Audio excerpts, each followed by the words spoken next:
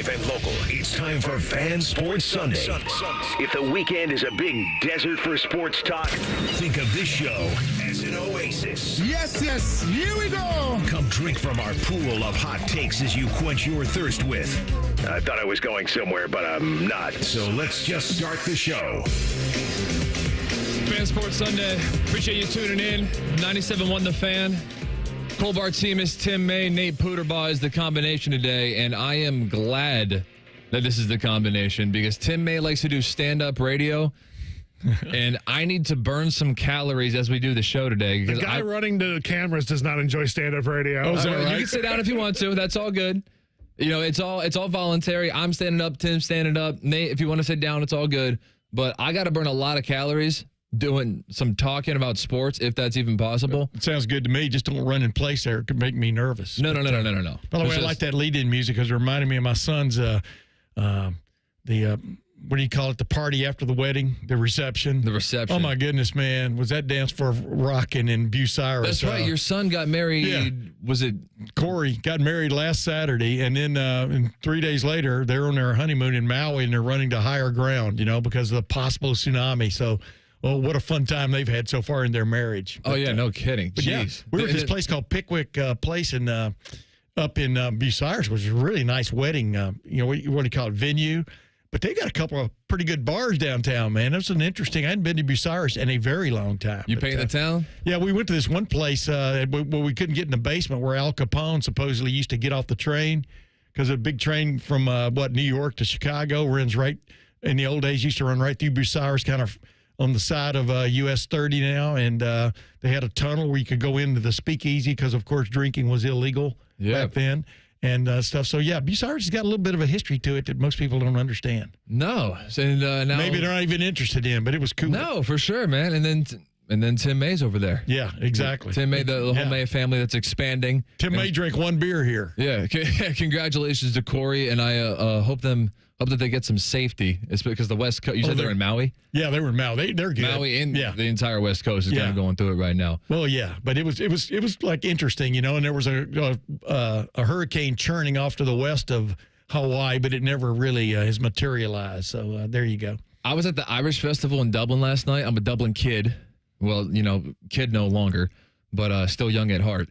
So I was at the Irish Festival, got together with some buddies, ate a bunch of garbage. Me and my friends, we had like these fitness goals all summer long. We were pretty disciplined. We were working hard in the gym. We were eating right. So this was kind of like our Super Bowl, where if we got to this point, it does kind of feel like summer's ending. And the weather too. The weather it was like 62 degrees it was nice, last night. Buddy, football practice yesterday. Cold. Football practice yesterday felt great. Well, I bet. Yeah, but they lucked out, man, because the weather flipped on Thursday when they opened their practice. But no, you're exactly right.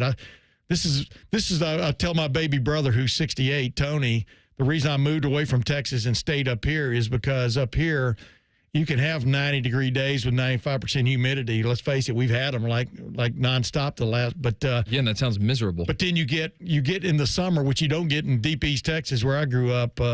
You get God's air conditioning, for a week or two. Which what a respite, man! But now, did y'all have a good time at the Irish Festival? Yeah, it was all right.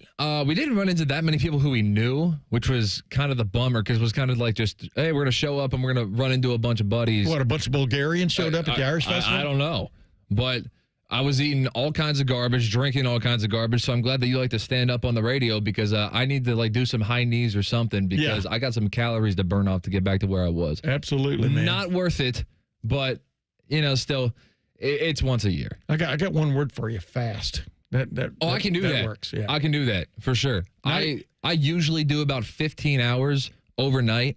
So, if my final calorie intake of the night is at 7 p.m., I'll try not to eat until 10 a.m. the next day. Yeah. So I'm capable of that. It's tough, but we can do it. You're never going to be mistaken though for Minnesota fats. Let me just put it that way, and that's a compliment. No, well, thank you. I appreciate it, Tim May. Just trying to look like you. I had a good time yesterday, man. I love watching football practice. That's the last one we're going to get to watch for a while.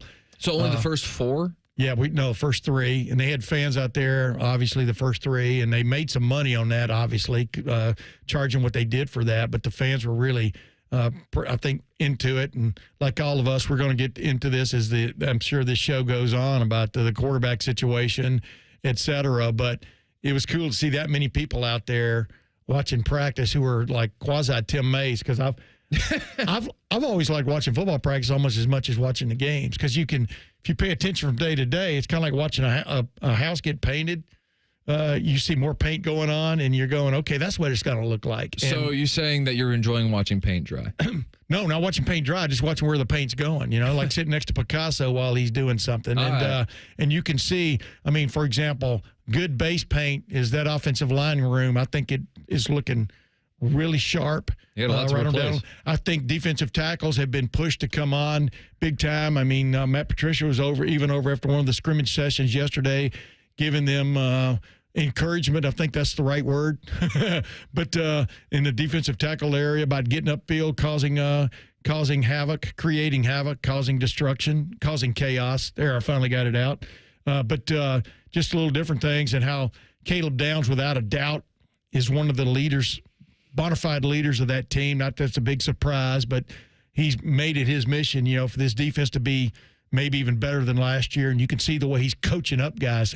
I really think Caleb Downs could be like Bill Russell. He could be a player coach, because I think he just sees everything that's going on the field. And I think anybody will tell you that. And it's just impressive to watch. I was thinking about this as I was driving into about when you talk about Jeremiah Smith being listed as maybe the best player in college football. But if you had to get by, if you're Ohio State and you had to get by for a couple of 3 games without either Jeremiah Smith or Caleb Downs, based on this roster, I think you could get by without Jeremiah Smith, if you follow my drift, with Carnell Tate, and Brandon Ennis, Mylan Graham. I mean, they got Quincy Porter made another Quincy Porter catch yesterday. It was really cool to watch. But Caleb Downs is quite integral to what they want to get done on defense. Yeah, and I saw this week that Matt Patricia, and we have plenty of sound, by the way, that we'll get to, because it was talking season this week for all the coaches. Yes, it was. And our shows were out there. We had Morning Juice out there. We had T-Bone and Tyvis out there. We had Bishop and Friends out there. And so all the coaches were coming by, and so we'll have plenty of sound to spin throughout. But one of them, Matt Patricia, did say that we could see some Caleb Downs at the nickel position, which is perfectly fine for me, because he's a heat-seeking missile who loves to tackle, so putting him closer to the line of scrimmage makes a lot of sense, I would think. And we've seen teams do that before. Georgia does it. Georgia puts their best defensive back, Malachi Starks, last year. I'm sure at some point KJ Bolden's going to be moved to the nickel position, so it seems fine by me, especially with a guy as physical as him, no question. Well, number 2, but calling it the nickel may not be accurate, in terms of what he may be tasked to do, even if he's lining up in that area, because we all saw what happened last year when they went to that, I call it the high linebacker look with him, where he was a backer behind the linebackers, and just went to the fire, call him the fire department. That's what I'd call him, the fire department. But just the way he just sees what's happening before it happens is uncanny. And I just, when anybody says, what are you talking about? Turn on, second down, Texas at the 1-yard line. Late in the game, when terrible play call, by the way. When he sees the toss left before it even comes and shoots the gap unblocked, and at least blows up the play. Lathan Ransom finishes it off, but that's just an example of what he meant, because if you remember at the end of the game, he was in deep safety and made the interception that truly ended it. So that just shows you the breadth of what Caleb Downs brings to the defense. So where does that leave Lorenzo Styles Jr. then? If we do see him at the nickel, if we do see Caleb Downs at the nickel.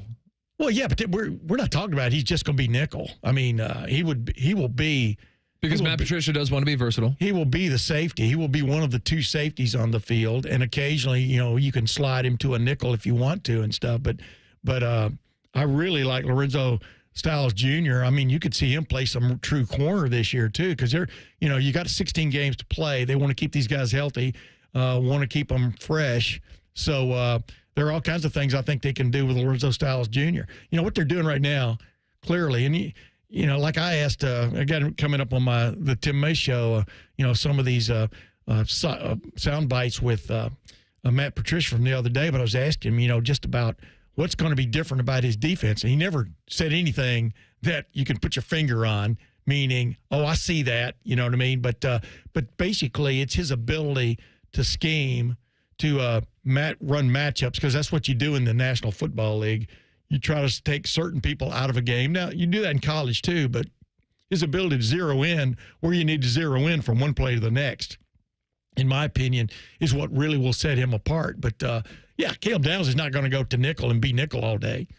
Yeah, probably not. But no, I'm sure he could. He could. Well, yeah, he could. I mean, so could Lorenzo Styles Jr. They've got some guys that can play. The depth, as Matt Patricia said last year in the spring, the depth in the defensive secondary is quite obvious to everybody in terms of guys who can actually play. I mean, Devin Sanchez, the freshman, he's barely scratched the surface yet. But heard a lot about him. But you can see what he's all about, and Aaron Scott, for example. But then your two starting corners, probably Jermaine Matthews and Davis Nigbanosin, man, they look the part. I mean, they look like they're ready, and Jalen McClain and Malik Hartford, I mean, as vying for that other safety spot. That's what all these battles, you're keeping an eye on, but also they're going to try to play a lot of guys.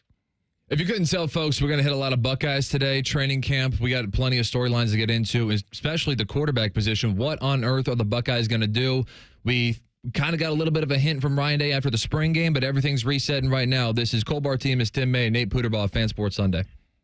The sound of Paul Keels calling a Buckeye game is erotic. Oh, yes. Your home of the Buckeyes, the Fan, Ohio sports destination. Columbus, the Blue Jackets schedule is out. And you can lock in your seats with ticket plans starting at just 11 games. Don't miss a moment of the action. Visit BlueJackets.com. Do you suffer from leg pain, leg swelling, varicose veins, or leg ulcers? Dr. Barry Zeta and Dr. Joseph Senta at Ohio Vein and Vascular Polaris are pioneers in the vein and vascular field. Dr. Zeta and Dr. Senta can perform minimally invasive procedures that will get you back on track to a pain-free life. Stop living with leg pain and start the process to healthy living with a free healthy leg screening. Go to loveyourveins.com or call 614-426-VEIN. That's 614-426-VEIN or loveyourveins.com. Newman Roofing is proud to sponsor the Fan and 10 TV's Beat the Heat fan drive. Help Ohio's most vulnerable residents deal with the extreme heat this summer. Purchase new box fans and take them to the nearest Franklin County Fire Station or buy online. For more information, go to lifecarealliance.org. Road trip! This summer at Tire Discounters, your tires are your passport to savings, because you're driving to Paris, Texas, then it's off to Rome, Georgia, and you'll be kissing the Blarney Stone in Dublin, Ohio. Right now, save up to $434 when you buy 4 tires, and that includes a free alignment and oil change. Stop at Tire Discounters before you see the world. At Dick's Sporting Goods, we have always believed sport has the power to change lives. Community happens here. Change happens here. Sport happens here. Introducing the all-new Dick's House of Sport, bringing new experiences, new services, and unrivaled selection from the top brands to a new place Polaris can call home. Featuring a rock wall, a HitTrax multi-sport cage, and 3 golf hitting bays. Dick's House of Sport at Polaris Fashion Place. Grand opening celebration August 15th through August 17th. It's child's play to donate your car, truck, RV, or boat to Ronald McDonald House Charities of Central Ohio. They'll pick it up free of charge, steer you through the paperwork, and a hefty tax deduction rolls your way as you help provide a home away from home for families of seriously ill, hospitalized children. For more information about donating your vehicle to Ronald McDonald House Charities, visit rmhc-centralohio.org or call 614-CARS-HELP. That's 614-CARS-HELP. Cash, moolah, greenback, toast, Skrilla, chips, bread and mold, cheddar, butter, lewd and scratch. Find the lettuce, make a match. Lettuce, gravy, game on the back for $30. That's a wrap. There's many words for cash, no doubt, but there's only one $30 cash word. Check it out. Cash word from Ohio, lottery. It's $30, yo. Cash word, it's fun to go with millions of prizes, don't you know? Lottery players are subject to Ohio laws and commission regulations. Play responsibly.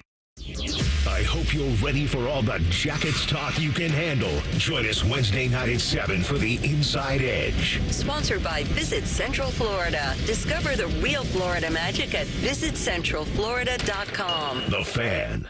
Hi, welcome to IKEA. Hi, I'm in a whirlwind of college prep. Gotcha. We've got affordable solutions to create the perfect college living space. Great. And visit our website to see how verified college students with an IKEA family account can receive a one-time use 15% off coupon. Nice. You guys think of everything. Pretty much. Offer ends 9/30/25. Valid ID required. Discount applied proportionally across items purchased as shown on receipt. See IKEA-USA.com/ready-for-college for complete terms. Parents, let me ask you something. Yeah. Go for it. We're listening. Yeah. Are your teens good with money? She's a good kid. She's the but best, yeah. I get it. Switch to Huntington Bank, and your teen debit card can really help. Oh? You can set spending limits, and your kid can track budgets, so they learn that money doesn't, in fact, grow on trees. I think we need this. Sounds good, yeah. We feel you, parents. Let's get more from teen banking. Let's get more from money. Switch to Huntington Bank. Welcome. Eligibility requirements apply. Some features may require enrollment. 1-800-GOT-JUNK does two things differently. We repurpose a lot of the junk we haul away. So the donatables get donated to a family that needs them, and the recyclables get recycled. Your neighbors are happy, and the planet is healthy.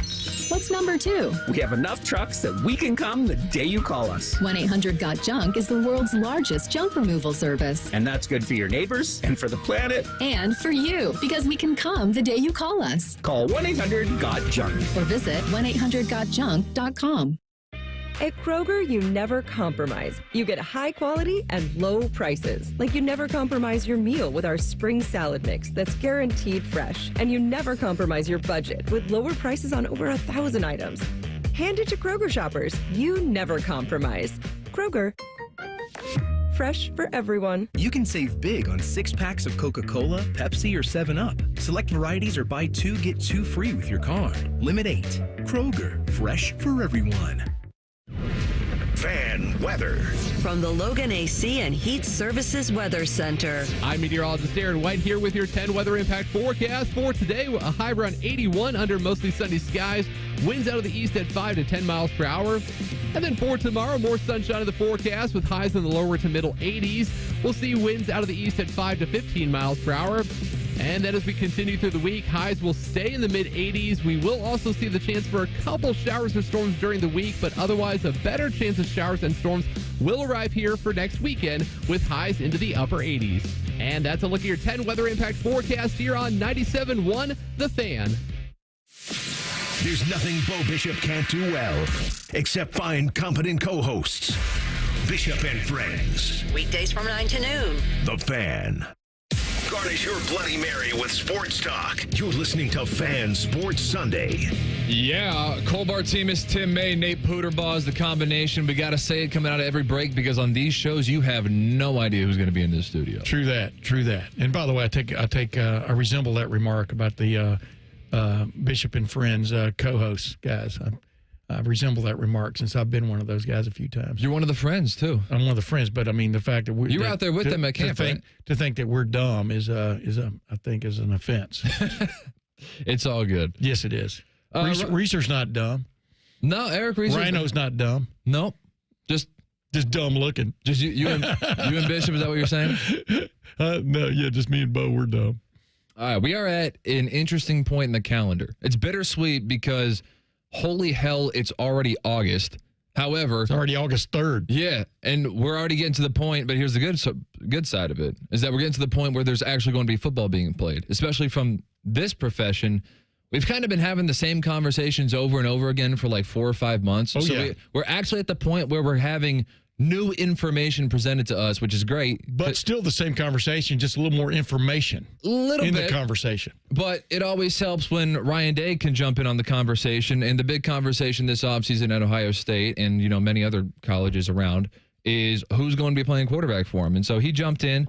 He jumped in on Morning Juice. This was on Thursday, and he's getting a lot of reps for both quarterbacks. The only thing I'll say is, they're all going to have to be ready to play. Yeah. I think last year when we had 5, it was hard to get everybody reps. This year, we're going to be able to get all 3 guys reps. You'll see today that we'll be going on 2 fields for the first 3 days. And when you go on 2 fields, it's important to get these reps. During the summer, we're lifting, we're doing different things. Guys are throwing routes on air, but that's not real football, as you guys know. So we're able to get 48 plays in a 14 or 15 minute period based on 2 different fields. We're going to go 2 groups on each field, so you're going 4 groups, and now we're rolling. And recently with Ohio State, they've had a lot of quarterbacks who are 2-year starters. So this is an interesting position where you have two very inexperienced candidates, and it's good for them to have those reps. Yeah. I mean, the last 2 years they've had, a 1-year starter, so it's really interesting. But you have to put all the dice in, or all the chips in, from season to season, just on what you got on hand, because you never know what's coming back the next year, But when you lose Kyle McCord, who had started 12 games, and then you lose Will Howard, who took you to a national championship in back-to-back years, you are starting over to a certain extent. But these guys are talented. I'm telling you, a guy jumped out to me yesterday because he seems to get better every time you watch him, is Tavian St. Clair. I mean, he's definitely got the goods. No, he's not in the running for the starting quarterback job yet, but he definitely has the goods to play big-time college football. No question, and that is underscored by the fact that he was one of the top 3 recruits in the nation, depending on which service you look at. You still got to do it, though, when you show up. Underwood and Russell. Right. And so whichever one you look at, those are the top 3. And so you got him here, Bell Fountain kid, and he's going to be in the mix. Probably not this year, but definitely in the future. Ryan Day also joined T-Bone and Tyvis, and he expounded upon that point about the QB competition. Yeah, no, I mean, that's not the idea. Now, if there's a situation where nobody emerges, and you get put in that situation, we'll have to decide that going into the first game. But ideally, you want one guy going in the game. I've been part of situations where you have a starter, and then you have somebody come in and play a series, like to start the second quarter, things like that. When you're playing a game like this coming out of the gate, that's not ideal. But it's their responsibility to win the position. There was a situation when we had Kyle McCord and Devin, and the truth was that Devin was ahead of him for about 3 or 4 days. And then all of a sudden, Kyle clawed his way back, didn't quite win the job, and then sort of won it in the first quarter of the season, and it kind of went from there. Last year with Will Howard, the locker room knew that this was our starting quarterback. And typically, and the locker room knows. Mm-hmm. And so it's their job to pull themselves away. But the cool thing this year is there's only 3 quarterbacks. Last year there was 5. And all those reps were getting spread pretty thin. I mean, these guys are going to have a good body of work. So when he says that Kyle McCord won the job a quarter of the way into the season, I don't recall Devin Brown getting season. I don't recall Devin Brown getting that many reps early on. No, he didn't. The distribution was heavily in favor of Kyle McCord. Yeah, but we're talking about practice. We're talking practice more than you are game in that regard. And it was more of that was a neck and neck competition. I kept expounding on that when I was on radio and the Tim May show and anything else, and people didn't believe it. But it was a neck and neck competition. But the bottom line is you finally have to go with some guy.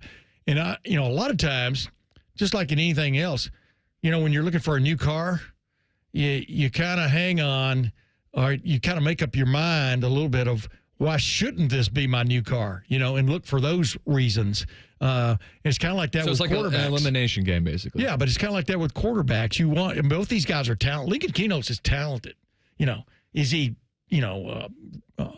Aaron Rodgers? No, I'm not saying that kind of stuff. But neither is saying, so it's okay. But he's talented, very talented. So was, and then Julian Sayin was going to be Nick Saban's probably last starting quarterback as things worked out. But Nick Saban went ahead and pulled the trigger, a couple of years earlier than most people thought he would. So both of these guys are quite competent. And like I said, Tavian St. Clair, man, I'm telling you, he looks the part. But the reps they were able to get to the last 3 days is kind of astounding. Because they went to that, I don't know if they invented this, but they definitely have taken it to heart of splitting the team up into 2 groups. And we're sitting there watching, you turn to your left, you're watching Julian Sayin run a play. You turn to your right, and you're watching Lincoln Keno's turn a play now. So with basically mixed bag offensive lines sometimes in front of them and running backs and receivers.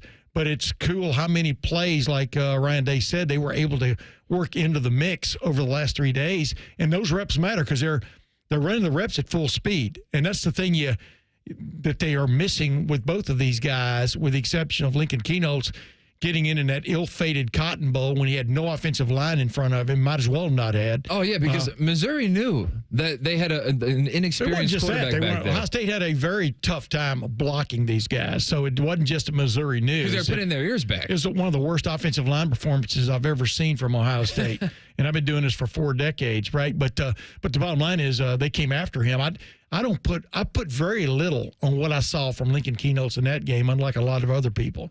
But he's talented if you watch him throwing out there. But for example, there was a moment yesterday when he had a turnover, when they were going on that full scrimmage kind of thing, full team scrimmage without tackling, and he had a turnover, and so they put Sayin back in while Lincoln Keno's ran his obligatory lap for a turnover, and he missed about, 6 or 7 reps right there. Those are huge. So I don't hold the Missouri game against Lincoln Kienholz whatsoever. He was a third-string quarterback who was thrown in there because of Devin Brown's injury.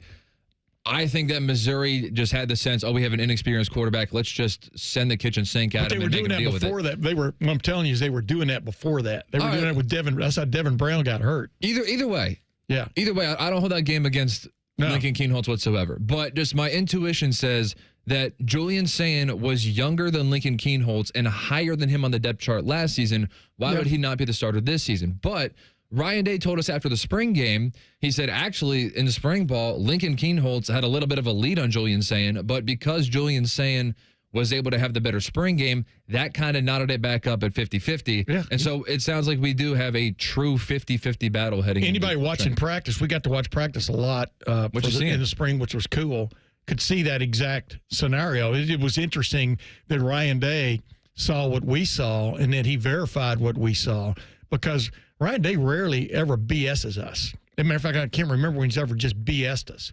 Right now, we'll see what he says on Tuesday maybe. But right now, I do believe this is a neck and neck, like he called it, quarterback competition. And the next couple of weeks will tell the tale, or maybe the next couple of months. Dillon Davis of the Delaware Gazette is going to join us next with his firsthand perspective from covering camp. That's in 2 minutes. Stick around, Fan Sports Sunday. Jerry, I've made a decision. Aaron, are you giving away free services again? Well, yeah. How did you know? I haven't been able to quit thinking about your AC piggy bank. Get Eco. ECO. We work to extend the life of their old air conditioner and then give back all the money we were paid to do it. Up to $1,500. When they need to buy a new system. Jerry, I'm getting ready to do something like that again. Get Eco. ECO. When we replace a water heater, I'm instructing all the Eco plumbers to give our customers up to $500 in free repairs before they leave the house. $500 in free services that same day? There's lots and lots and lots of things our plumbers can do for $500 or less. And Eco is going to do these things for free when people buy a water heater? Yeah, whatever they want for free. That same day? Same day. Get Eco. ECO. Give it away, plumbers, genius electricians, and gonna make you cool again, HVAC technicians. Go to geteco.com. Got one of those days that never stops? Try a stop at Speedway and refresh the vibe with 69-cent large Big Gulp drinks. Get 69-cent large Big Gulp drinks at Speedway with Speedy Rewards. The convenience stores of Speedway. Valid through 8/26/25. See app for full terms. Discover uncompromising quality at a reliable price with Giant Eagle in Market District. Look for signs throughout the store highlighting lower prices. Surround yourself with savings at Giant Eagle. Experience value like never before. Visit Giant Eagle today to see how easy it is to save. Hi, welcome to IKEA. Hi, I'm in a whirlwind of college prep. Gotcha. We've got affordable solutions to create the perfect college living space. Great. And visit our website to see how verified college students with an IKEA family account can receive a one-time use 15% off coupon. Nice. You guys think of everything. Pretty much. Offer ends 9/30/25. Valid ID required. Discount applied proportionally across items purchased as shown on receipt. See IKEA-USA.com/ready-for-college for complete terms. If the sound of another man slammed against plexiglass turns you on, you've come to the right place. Proud to be your home for Jackets Hockey. The Fan, Ohio sports destination. Live, local, and still slightly drunk. I'm not drunk, all right? I just have a speech impediment. This is Fan Sports Sunday. Bartemes and Tim May featuring Nate Puderbaugh. We now go out to the Bryant Heating and Cooling Systems fan guest hotline and welcome in Dillon Davis of the Delaware Gazette. Dillon, how you doing today, man? Doing well. How are you guys? Good, man. We appreciate your time, and we'd love to hear what you're seeing from the quarterbacks covering camp this week. Yeah, I mean, it's been a lot of mixed results. I think Julian probably had the better of the 2 days yesterday, which is really the first time that we've seen where one guy just looked better than the other one. So for whatever that's worth. Obviously, it's still very, very early, and Ryan's not going to make a decision on this before he's absolutely sure. But I think Julian had the better of the days yesterday, but there's still kind of a mixed bag. I still tend to believe when I watch Julian that things are just a little bit different when the ball comes out of his hand. It just looks better for whatever that's worth, and I'm no quarterback evaluator, obviously. But I still tend to believe that Julian has to go lose that job for him not to ultimately start. And he certainly took a step forward on Saturday, but still a lot to be determined as they put pads on, and then certainly with scrimmage is still coming. Those kinds of days will go a long way in determining that.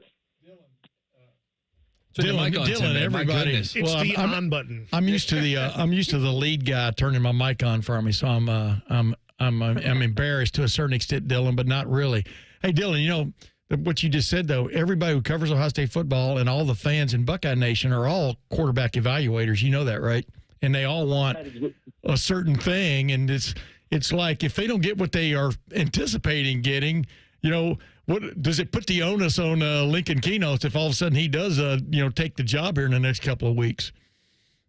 Well, I'll say one thing, and I said this back, in the winter before Chip Kelly ended up leaving, that if Chip Kelly was still running this offense for Ohio State, that anybody counting Lincoln Keynotes out would be, sorely mistaken, because he just fit everything that Chip likes to do offensively. So, obviously he did leave, and I still feel like that leaves Julian in a better spot as a better pure passer. But to count Lincoln out, I by no means am I counting him out. Oh yeah. While I believe that Julian still has maybe a leg up to some degree, Lincoln could go put together a strong week, including a strong showing in a scrimmage, and absolutely take a hold of that job. So yeah, I mean, and yesterday, see that this is why I explained it to people. I talked about this on my little walk and talk. Is that after the thing is that what I liked about Julian yesterday, he looked much more comfortable for some reason than he did the first couple of days. I mean, just running the offense. I mean, or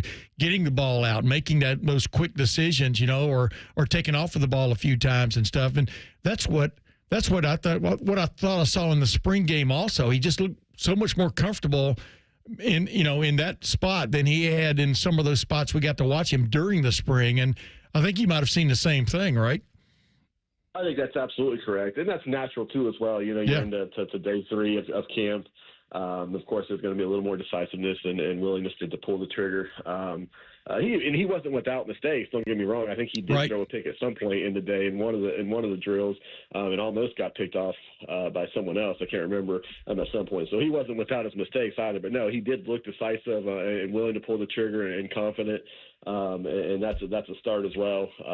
So yeah, it was a good step for Julian, but again, there's still so much to decide here that it's hard to really make any assumptions about this race so far. Emeka Egbuka is now a Buccaneer. Is the wide receiver position as simple as Emeka out, Brandon Inniss in, or are there other receivers that we should be on the lookout for? It's going to seem like that at first, and that's a good place to start. But I'll be honest with you, I'm so high on Mylan Graham. I think his top end talent is as good as anybody's in that room, not named Jeremiah Smith. I don't know what that looks like or how they get him on the field, but I think Mylan Graham by midseason he'll be a household name around college football, or start to become a household name around college football, because he's a different player than Ohio State has, again, outside of Jeremiah Smith when he has the ball in his hands. So it's going to be, the onus is going to fall on Hartline to make sure to find a way to get that to happen. But Mylan Graham with the ball in his hands is explosive, and he's a game breaker, and I expect that to be something that's a staple in the Ohio State offense sooner rather than later. Yeah, that is the race astute fans are really watching, I think, is how do you get some of these guys on the field? But then Brandon Inniss has waited his time patiently, made some big plays last year, made a big touchdown yesterday, on a basically catch and go, and he kind of deserves it. But, as the old saying goes, is how good were you on your last rep? That determines how much you're going to play on your next rep, right? And that's quite a competition there in that wide receiver room just to get on the field. I'm with you. I think Brandon Inniss is champing at the bit, man, to be finally one of the 3 guys, but he can't sleep at all. And on that, I think you agree, right? Yeah, 100%. And Brandon Ennis is a really good player, and he's waited a while to get this, full opportunity. He's had some opportunities, but to get this full opportunity to be a featured part of the Ohio State offense, and certainly he's more than capable of being that guy. As we know, as we've come accustomed to at Ohio State, having these, receiver rooms where it's hard to even get all these guys on the field, guys that would start in 85% the rest of the country, but that's no lie, by the way. That's no joke. That is that's accurate. True, yeah. I fully expect Brandon Ennis to play well and prove why he belongs on the field, and playing at the highest of levels. But I think Mylan Graham's too talented, too explosive to keep off the field in some way. Now, again, what that looks like, how many snaps, the opportunities that he does get, I'm not sure. But I fully anticipate Mylan Graham being a household name, certainly around Columbus, if people aren't already familiar with him. So. I'm curious about the offensive line. You lose 4 of your 5 primary starters last year, but because of injury, you kind of had some guys rotating in late. So who looks good now, and who's playing what position? I'm so high on this offensive line. It's funny. It's the reverse of the way I felt about this team going into last year, where my biggest questions were about the offensive line, but everybody knew what the defensive line was going to give you. I have questions about that defensive line now, but I'm so high on the offensive line. I feel confident in. I know nobody's going to give them these jobs now, but I believe that the offensive line is set. I think if they're going to get their best 5 on the field, I believe that's already set, with your interior obviously being set with Luke Montgomery and Tegra Shabola being your 2 guards coming back off of what they did last year, and then Carson Hinsman at center. And then the 2 tackles is really the race. They brought transfers in. And then Austin Searville has been kind of that swing guy, as we know. But I think Ethan Onianwa at left tackle and Austin Searville playing right tackle, I think that's really set. I think those 2 guys at tackle, and then Hinsman, Shabola, and Luke Montgomery, I think that's your 5. I feel good about that. I feel great about that if that were the case. And I just think that that's almost firm, even though nobody will say that much. Right. That's not to say that they don't have depth. There's some guys that are also pushing. I'm not saying that at all. Philip Daniels, the other transfer they brought in, is certainly a candidate tackle. And Ian Moore, a younger guy who we heard a lot about him last year in camp about how fast he was rising. Has continued to hear more about that. So Ian Moore, being another guy, they have great depth along that offensive line, and I can't believe we're even talking about that, because at this point last year, I couldn't lament enough the lack of depth that offensive line seemingly had, and then as the season progressed.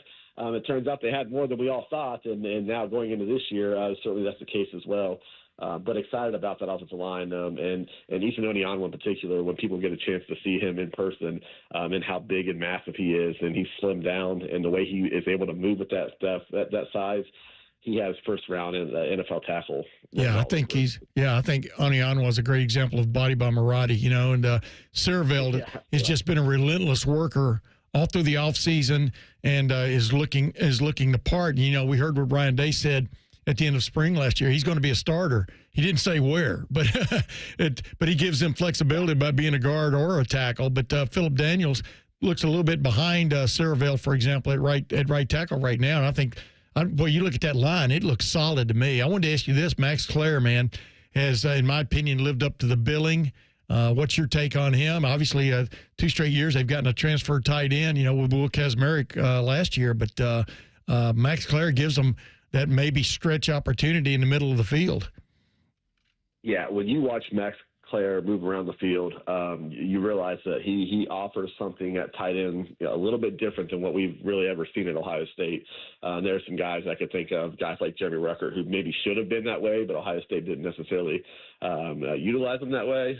But you watch Max Clare operate, and you think, like, yeah, this is something that we haven't really ever seen at Ohio State. Now it's up to Hartline and Ryan and those guys to utilize that. But I can't imagine in a scenario where they don't. And, when you think about what Ohio State has at receiver, we just talked about the depth they have, and just not just depth, but the elite depth.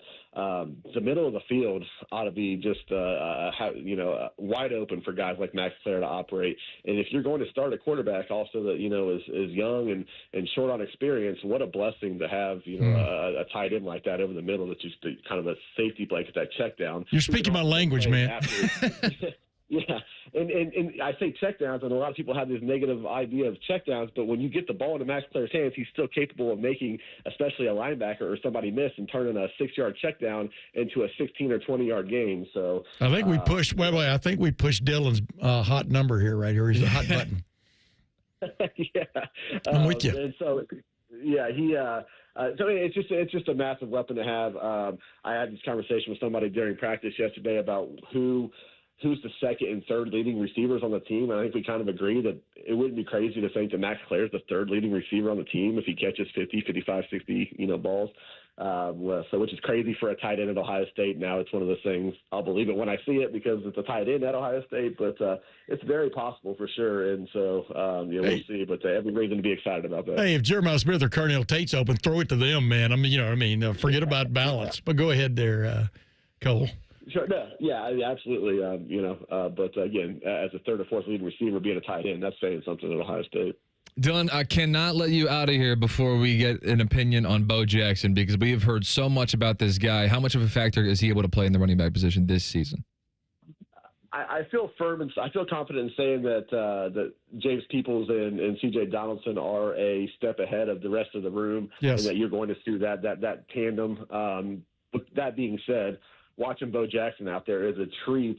When you hear about this guy, believe it, he looks fantastic at his size. And he looks physically ready to go carry the ball 25 times in the Big Ten right now as a true freshman, which is saying a ton in and of itself. And he seems like he's a mature enough kid as well to handle, being that guy as well. So in a different world, if they didn't go get C.J. Donaldson, as a matter of fact, that they knew what they how ready Bo Jackson would be to be a back, or maybe a second option already. Mm-hmm. I'm not sure they're going to get a C.J. Donaldson, but they did, and C.J. slimmed down, and he looks like he's going to be a really good player as well for them. So it's Peoples and Donaldson, but in a different world, if they didn't get that transfer, I think Bo Jackson's absolutely ready to be in a two-back set for the Ohio State Buckeyes at that level of football right now today, which says everything about Bo Jackson. So we're going to see him in due time. He's impressive. And hey, zoom, zoom. What was that going about? That was Turbo Rogers, man. I tell you, Turbo, yeah. He lives up to his reputation. He is very fast, smaller guy, but very fast. But hey, man, Dillon, thanks for coming on with us, man. My pleasure. Always enjoy talking to you guys. Happy to do it anytime. That was Dillon Davis of the Delaware Gazette, and he was on the Bryant Heating and Cooling Systems fan guest hotline. What should we expect out of the new coordinators? That's next. Stick around, Fan Sports Sunday. We have so many local shows, I can't fit them in a 10-second promo. So let's just say we're live and local all damn day. The Fan. Irish Adventure awaits at the Dublin Irish Festival August 1st through 3rd in Dublin, Ohio. Voted 2025 USA Today Best Cultural Festival in the nation. This year promises 3 incredible days of Irish music, dance, food, and fun. Enjoy unique Irish experiences as you explore one of the top festivals in the U.S., drawing over 90,000 guests to Dublin, Ohio each year. Get your tickets at dublinirishfestival.org. And we're back talking all things connectivity with Spectrum customers Kev and Melissa. So tell us, how long have you been with Spectrum and how important is a reliable internet connection? We've been Spectrum customers since we moved 12 years ago. The first thing we did is sign up for Spectrum Internet. You get a lease, you get it Wi-Fi. Yes, immediately. We need that. We had Spectrum Wi-Fi before our couch got here. That's true. That's a true story. I'll sleep on the floor, but I won't go to bed with no internet. You heard it here. Switch to Spectrum now. At Dick's Sporting Goods, we have always believed sport has the power to change lives. Community happens here. Change happens here. Sport happens here. Introducing the all-new Dick's House of Sport, bringing new experiences, new services, and unrivaled selection from the top brands to a new place Polaris can call home. Featuring a rock wall, a HitTrax multi-sport cage, and 3 golf hitting bays. Dick's House of Sport at Polaris Fashion Place. Grand opening celebration August 15th through August 17th. This radio commercial was made to convince you to stop speeding. We can't use law enforcement siren sound effects on the radio, so we'll use other equally jarring sound effects to get your attention, like telling you if you get a speeding ticket, it doesn't end there. You have to pay expensive fines. You can't go to your friend's wedding because that also costs money. And your insurance rates could increase. See? We didn't have to use law enforcement sirens after all. Getting a speeding ticket has consequences. Sooner or later, speeding catches up with you. Brought to you by NHTSA. 1-877 Cars for Kids. K-A-R-S Cars for Kids. 1-877 Cars for Kids. Donate your car today. Call 1-877-CARS for Kids to reach a friendly live agent. Donation's super easy, and your car can be picked up as soon as tomorrow. Call us now, 1-877-CARS for Kids. Donate your car today. Did you know you can donate real estate too? At United Dairy Farmers, Peach is our most popular ice cream. Although it's only here for a short time, we sell more of it than any other flavor. And once you taste it, you'll know why it wins the popularity contest. We make it from scratch by mixing in the juice from our hand-selected peaches and big chunks of fruit. That's what gives it that unique peachier flavor. And that might also explain why peach season at UDF doesn't last long. UDF Peach Ice Cream, made for you. This promo is for anyone who likes baseball or America or Terry Francona's scooter. The Reds are on the Fan. Catch all 162 games here on the Fan and 1460 ESPN Columbus and the Fan's HD2. Your home for Reds baseball, the Fan. Do you have 3 ex-wives and your current trophy wife wants a life insurance policy 3 times the size of the policies you had to purchase for your previous mistakes? If so, you need to call Big Lou at Term Provider, 800-777-1225. Big Lou is intimately familiar with your problems, and if you're 50 or 60 years old and in reasonably good health, a $1 million policy should only cost about $100 to $200 per month. Big Lou may have a solution for your previous policies as well. You may even save enough money to lighten the load on your new $1 million policy. Remember, call Big Lou. He's like you, except he's only on number 2. Call Term Provider at 800-777-1225. That's 800-777-1225. For $1 million in term life insurance that you can live with. Call Big Lou at 800-777-1225. 800-777-1225. It's been a great run. Care Heating and Cooling has achieved goals I could only imagine 30 years ago. But now it's time for the next generation to take over. This is Mike Weens, now the retired founder of Care Heating and Cooling with my sons, Dennis and Ryan. Dad, as Care grew over the years, you had many opportunities to sell Care to one of the big conglomerates that are buying companies all over Central Ohio. So tell our customers why you decided to keep Care in the family. After talking about Care's values for over 30 years, I couldn't bear the thought of Care becoming the kind of company I was warning our customers about. I know the two of you will continue to treat our customers as I would, with honesty and integrity. We will, Dad. In 2024, Care was awarded a BBB Torch Award for Ethics and was named the Lennox Partner of the Year. You don't earn those awards by leaving cat toys behind. Call Care Heating and Cooling at 1-800-COOLING or schedule an appointment online at careheatingandcooling.com. When you need a company you can trust. All your favorite Fan shows are available when you want them. Head to 971thefan.com and hit that subscribe button. The Fan, Ohio sports destination. During weekend programming, pants are optional. Look at my butt! However, leather chairs may have been a bad choice. You're listening to Fan Sports Sunday. All right, I turned both of our microphones on, so we're all good. Well, I'm used to that, so Tim. Thank you very much. Thank you for taking care of the elderly. I will do just that. If you missed it, we talked to Dillon Davis of the Delaware Gazette, focused mostly on the offensive side of the ball. And at 1:30, we would be joined by Tony Gerdeman, and we're going to kind of focus on the defensive side of the ball with him. Yeah, we can go anywhere he wants to go. I mean, everybody wants to get their word in on the quarterback race, as you well know. Oh, no question about it. We were getting in shape. We're staying in shape. Right. In the commercial break, I saw you picking up Matty Ice's weights. Yeah. Messing around with it a little bit. Is that Matty Ice's weights? That's pretty funny. Yeah. You know I call him, it, I call a 25-pound dumbbell, right? A baton. Go ahead now. Oh, there you go. So the coordinator, we kind of got like 1.5 new coordinators. Brian Hartline was the offensive coordinator 2 years ago. Yeah. If I'm correct, Ryan Day was the play caller at that point in time. Yeah, 2 years ago. Okay, so Chip Kelly to the Raiders. Brian Hartline promoted again, so he's no longer the co-coordinator. Now he is the guy. I assume he's calling plays this year?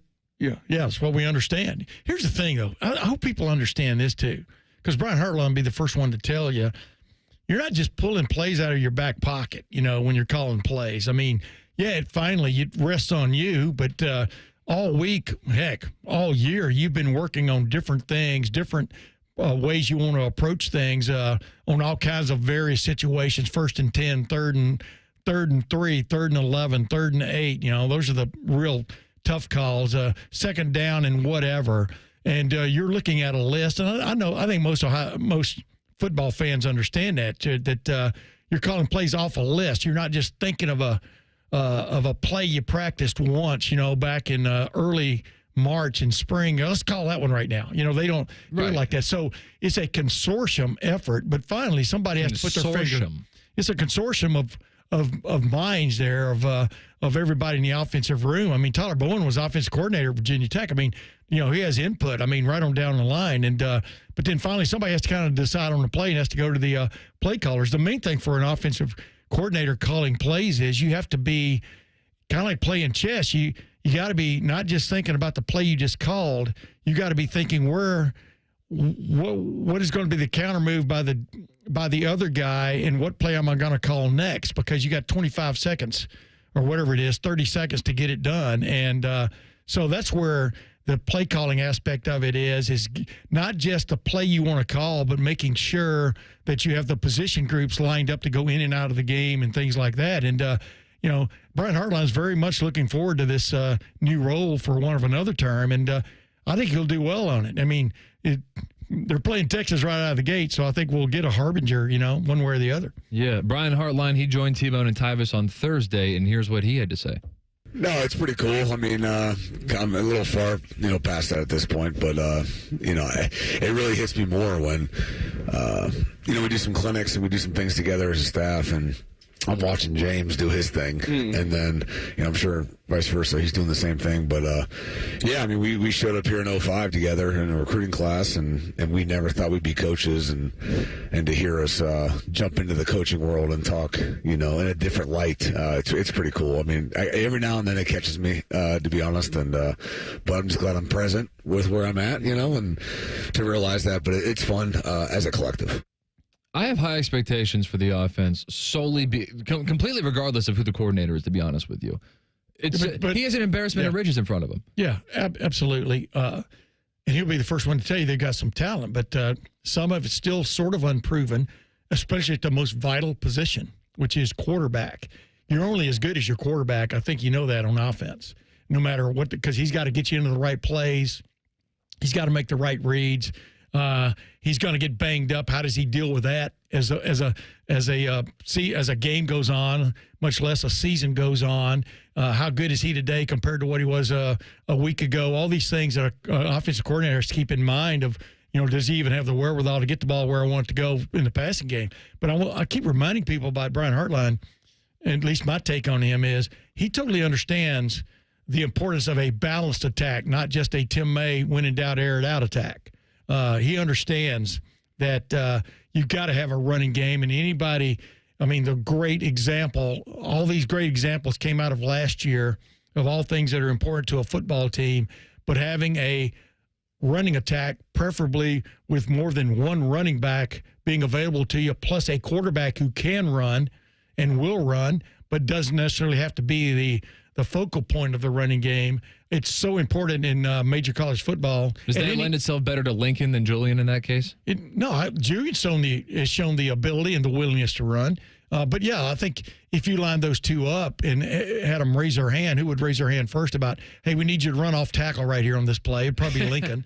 Lincoln's, a bigger, stronger, faster version of himself than he was 3 years ago, for example. And speaking of that body by Marotti kind of deal, I just like saying that. But definitely he's an example of that, poster child of that. So, but Julian will run. He's proven that in the spring and a little bit in the fall. Of course, now they got the black jerseys on. If you hit them, that might be the end of your revenue sharing. Yeah. So when Ryan Day was the play caller 2 years ago, and there's no stat to measure this, I just found myself in a situation texting my buddies during games and just kind of getting their gauge on things. It always seemed like Ryan Day's play calling was not in sync with what the fans were expecting in certain moments. Yeah. And so I'm curious with Brian Hartline. Regardless, look, they got like 3 or 4 teams on the schedule who they can't just simply out-talent I mean, they would never say that, but that's just the truth. So we're talking about a select few games here, at least on the regular season schedule. And then, of course, once it gets to the postseason, everybody's a juggernaut. Yeah, but going to what you said, I mean, like I just said a while ago, you're relying on how good, not just how good your quarterback is, how bold is he? How confident is he that he can throw the ball here or there or run, whatever it calls for?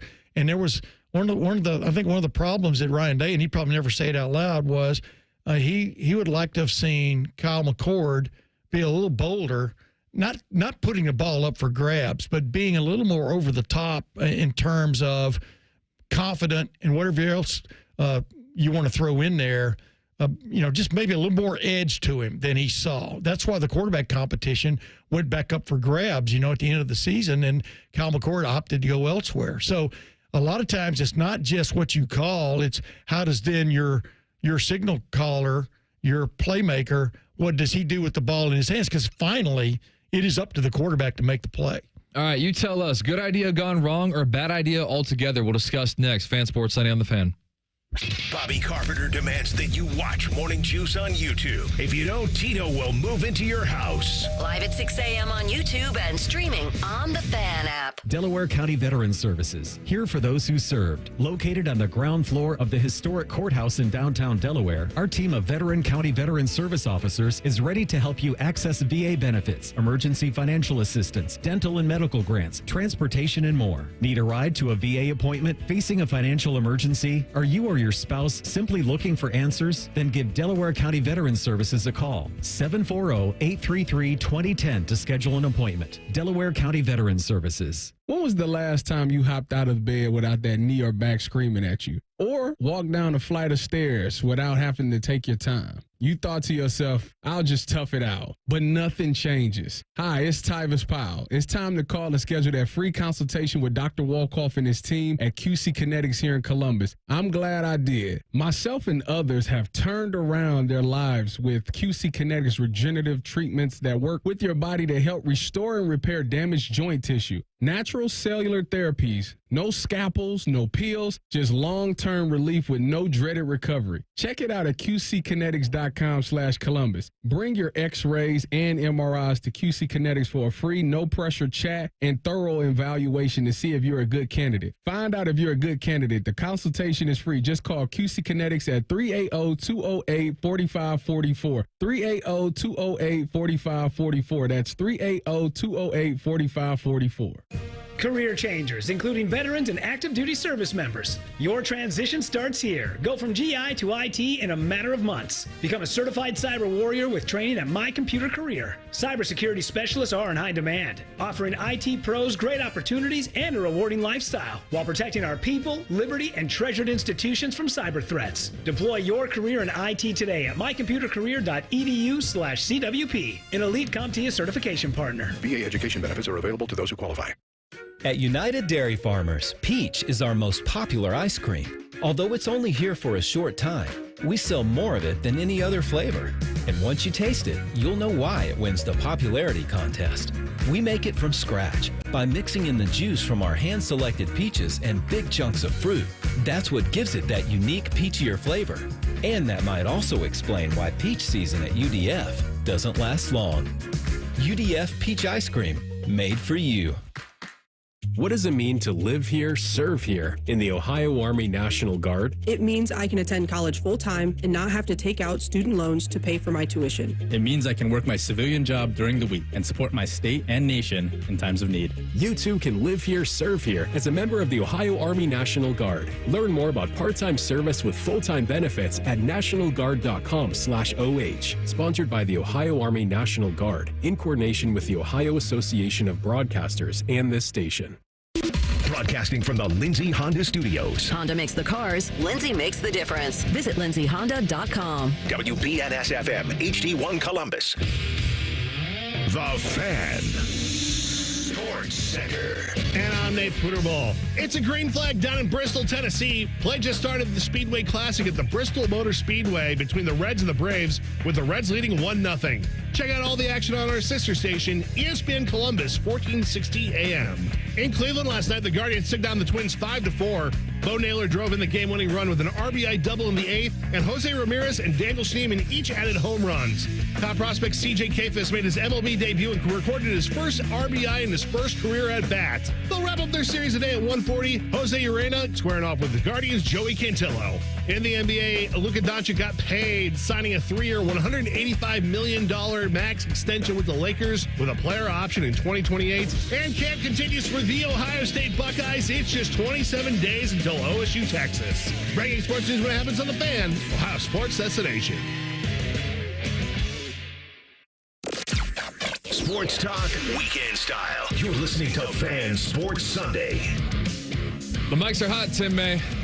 Good. I got you now. Ouch, I just touched mine. All right, so we're trying to figure out, by the way, I should reintroduce ourselves. Cole Bartemes, Tim May, Nate Puderbaugh. We're trying to figure out... Nate Puderbaugh in the pits for us. Yeah, exactly, especially with what we got going on. So, good idea or bad idea? This whole Reds-Braves Speedway Classic game from the infield at Bristol Motor Speedway. Novelty. Yeah, right. We bring it up now because they are resuming the game from yesterday. If you missed it, maybe you were looking for it and couldn't find it, or you could find not even a full inning of baseball yesterday. Mother Nature's not a baseball fan. We found that out. Yeah, so they did the whole pregame and it was fine. You could see it was cloudy. It was like a little bit rainy, but it was good enough. They did the whole goofy, gimmicky scenarios where they had like a Braves race car and a Reds race car, and they were changing the tires every single time that they were announcing a player and introducing them to the field. It was ridiculous. Yeah. But we got one inning of baseball. Well, if you have a theme, you stick with it. Go ahead now. Yeah. And so I guess, but dude, they were really beating that thing to death. Looks like a good crowd there, though, man. It was like 85,000. Yeah. The only thing I didn't like about the whole thing, because it's stunning to me how you can put together a temporary Major League Baseball quality baseball field. Yeah. On an infield of within like a week of a racetrack. Yeah, within like a week. Because it has to be certain specifications. I'm talking about I'm not talking about the foul poles and things like that, but just the grass and the infield, the dirt, and on top of that, though, I just wish they had shoved it more back up into one end or the other. The classic amphitheater you've got there, but I do like them. They do have some quality seats down on the field and stuff, and they had to come up with dressing rooms. Yeah. For both teams, plus the media quarters and all that kind of stuff. And dugouts and whatnot. But, I remember, like I was telling you before we started the show, you can see old photos from Daytona Motor Speedway, Daytona International Speedway, where they used to play high school football games on Friday nights at Daytona back in the day. That'd be a great place for a state championship. They would still have the markings from the field in the infield, portion between the pit road and the home straight there, or the home curve there. And then, of course, when the Dodgers moved to L.A., they played in the L.A. Coliseum for, 2 or 3 years. But this is a much bigger venue. It's always reminded me. The Dodgers played in the L.A. Coliseum. L.A. Coliseum, oh, yeah. Short. It was like 250 to left field? It was pretty short to left field. They had a pretty big screen out there, as I remember seeing pictures of. I wasn't actually at the games, but I was born by then. But then I've always been intrigued by playing sports in places you don't necessarily expect them to be, like Buster Douglas knocking out Mike Tyson there in the middle of the Tokyo Dome, which is pretty cool. But getting back to what we're talking about, it's always cool. I always thought they were going to play a series, not just one game, though. This seems like a kind of a waste of money for one game. Yeah, so this is like kind of in line with the Field of Dreams game, just one game. So they played they played Thursday and Friday. Game 3 of the series was yesterday. However, they did leave Sunday open in case of that doomsday scenario, which they had. But dude, they had a 2 hour and 17 minute. So the rain actually happened basically right as first pitch was supposed to go. So they did the whole pregame ceremonies, did all that, and then had a 2 hour and 17 minute delay. And then played not even a full inning of baseball. The Reds did take a 1-0 lead. And we're bringing this up, by the way, because the game's picking back up right now. Yeah. And if you'd like to, you can go listen to it over on 1460. So there's the promotion. But they had a 2 hour and 17 minute delay, played basically 3/4 of an inning of baseball. Reds take a 1-0 lead.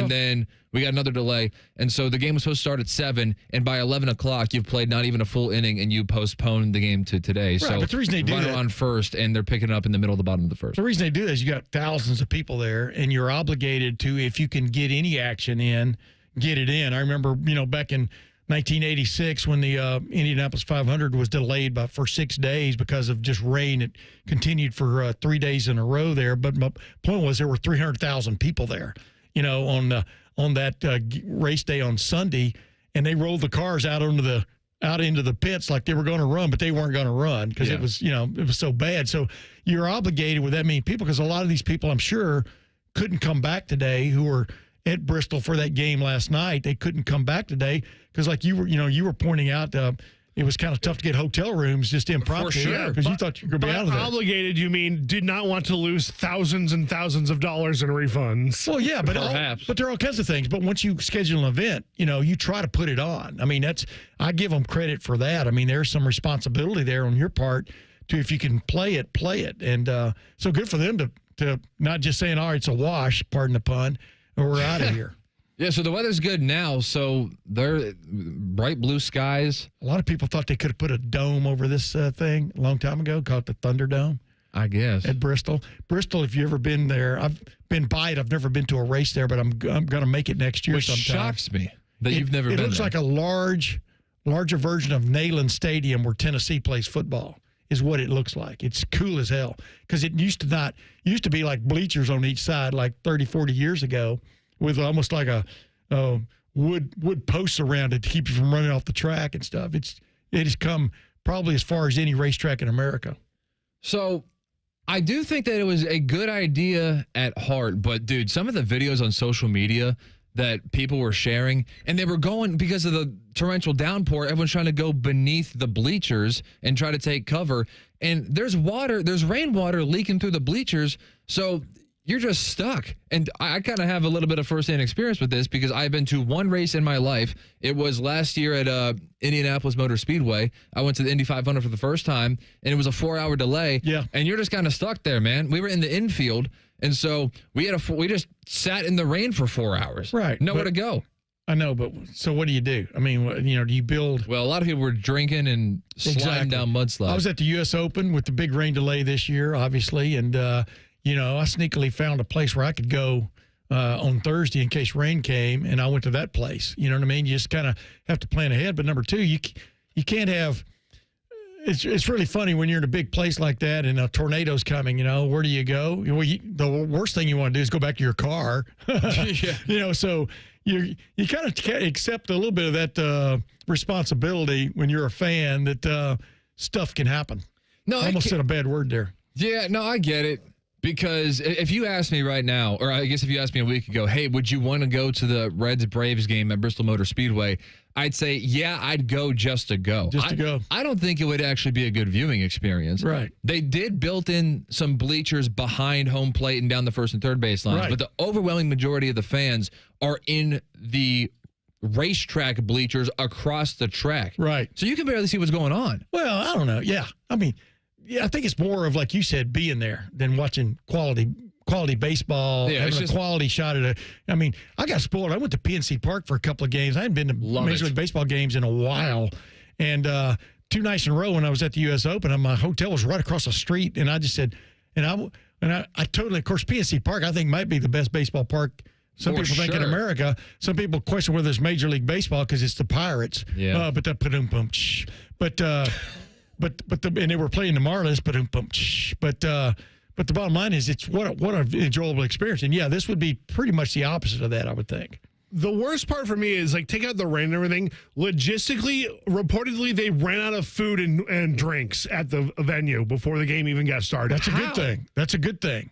That means you didn't have enough. That means you had demand, and you should have been charging more for the hot dogs. I get, but how are you not prepared for that? Like, don't you know how many tickets are sold? Yeah, you do, but I don't know. I'm not going to stand up and defend the Bristol Motor Speedway folks or Major League Baseball for that. I would call that a faux pas.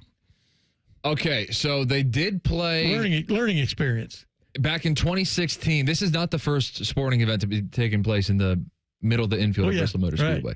2016, Virginia Tech and Tennessee play, which is actually awesome because that is basically the midpoint between Knoxville and Blacksburg. Yes. And it's right on the border there of Tennessee and Virginia. So that is excellent. And by the way, if you look up a map, surprisingly so, because this game it's in Tennessee, but it's like almost in Virginia. And somehow the Reds and the Braves are the two teams closest to this place. Oh, yeah, So absolutely. first of all, I love that they did that because I don't love what they're doing at the Field of Dreams game where it started out as Yankees-White Sox, and now they're just cycling on all these other teams. And now it was Cubs-Reds one year. It's like, hold on, no, the movie had it as White Sox-Yankees. Correct. Stick with that. And so Braves and Reds, if they ever play the Bristol Motor Speedway Classic again, it should be Braves and Reds. Yeah. But if you look at a map, it's actually shocking like how big of a gap there is between in the Southeast too, where the Southeast loves baseball. Well, I grew up. I was born in Alabama. Lived there 11 years. Texas 11 years. Back in the 54s when I was born. Moved to Texas in 1965. We didn't have a team in the South. The closest team to me was St. Louis Cardinals, and like a lot of people, I sat in my KMOX. Sat in my dad's car and listened to KMOX, and that's why the Cardinals were my favorite team. And finally, the Houston Colt 45s came along in 60 or 62. And then the Braves moved south in what was it, 66 or whenever it was. But yeah, there were no major league teams pretty much south of the Mason-Dixon line, and so yeah, and the generation between ours has WGN, and they had Turner, and so that's why there are a lot of Cubs and Braves fans kind of mixed in everywhere. And you hear the Reds if you tuned your radio just right. You could hear the Reds occasionally out of WLW. But listen to Marty. Yeah, so now it's kind of cool that they're playing this game where they're playing it, but it's just the venue is legendary when it comes to auto racing, and that's what I like about it. We'll see if the Reds or if the other team can knock the Reds out in turn 3 or turn 4 like Dale Earnhardt used to do, going for the victory. So the Reds are up 1-0 in the top of the second. They stranded a runner on third. And so there you go. Yeah, he's stranded in the pits. Is there a hierarchy for auto racing tracks?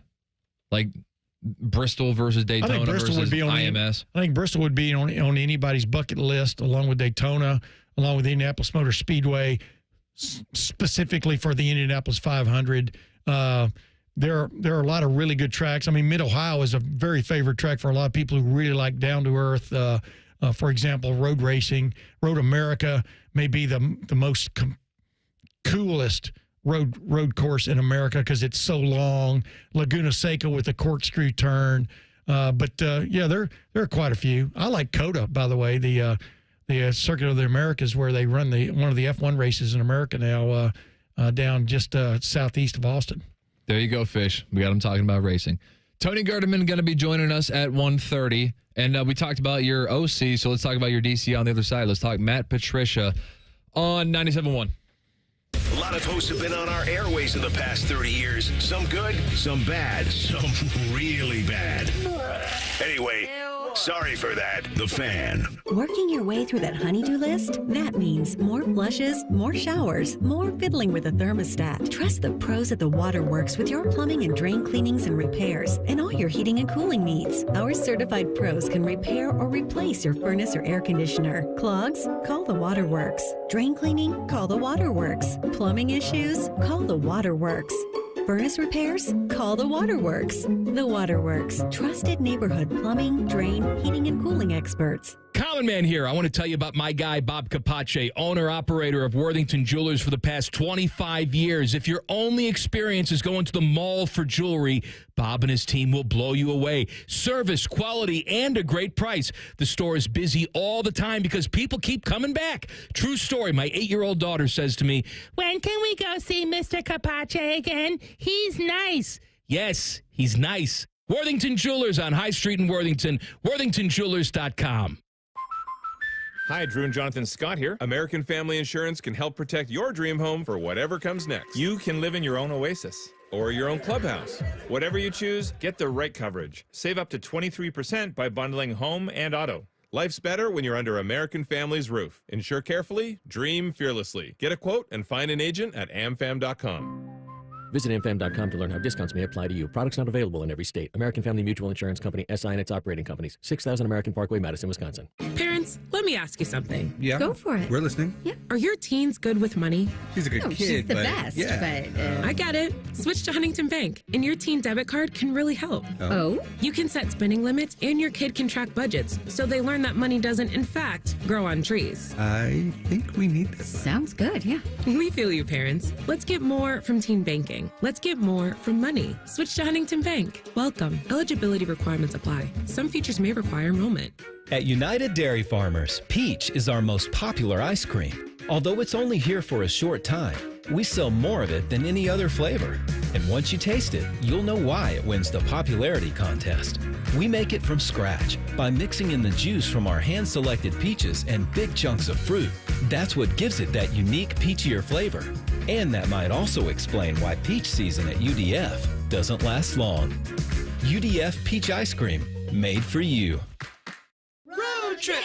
This summer at Tire Discounters, your tires are your passport to savings, because you're driving to Paris, Texas! Then it's off to Rome, Georgia! And you'll be kissing the Blarney Stone in Dublin, Ohio! Right now, save up to $434 when you buy 4 tires, and that includes a free alignment and oil change. Stop at Tire Discounters before you see the world. Attack and dominate. Morning Juice is on YouTube and 10 TV Plus. Sponsored by Riverside Bank of Dublin. Join Bobby Carpenter and Tito weekdays starting at 6 or watch on demand. More Bobby, less commercials. The Fan. Cash, moolah, greenbacks, toast, grilla, chips, bread and mold, cheddar, butter, lewd and scratch. Find the lettuce, make a match. Lettuce, gravy, game on the back for $30. That's a wrap. There's many words for cash, no doubt, but there's only one $30 cash word. Check it out. Cash word from Ohio, lottery. It's $30, yo. Cash word, it's fun to go with millions of prizes, don't you know? Lottery players are subject to Ohio laws and commission regulations. Play responsibly. It's the summer event at Germain Honda of Dublin, and Rich has unbeatable offers. Lease a sleek 2025 Honda Accord LX for as low as $329 a month, or finance it with 3.99% APR. Or upgrade to Adventure with the 25 Honda Pilot Sport all-wheel drive. Leases starting at $429 per month or 4.49% APR. Drive into summer with style, comfort, and confidence. Visit Germain Honda of Dublin on Sawmill Road, just south of 270. See dealer for details. My name is Andre Roberts, and I'm a defender for the Ohio State men's soccer team. When I was in 7th grade, I fractured my kneecap. That was my first experience with Orthopedic One. My physician came in the room and delivered the diagnosis, and with the confidence that he had, it reassured me that I would be okay. And they definitely did a good job of knowing as a soccer player when I needed confidence, when I needed to be pushed, and they got me right back to where I was before my injury.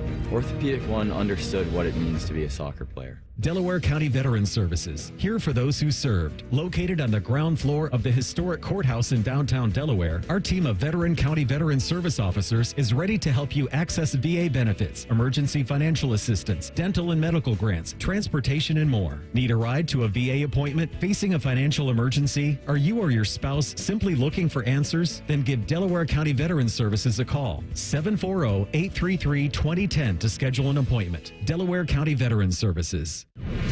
Fan weather. From the Logan AC and Heat Services Weather Center. I'm meteorologist Aaron White here with your 10 weather impact forecast for today. A high around 81 under mostly sunny skies.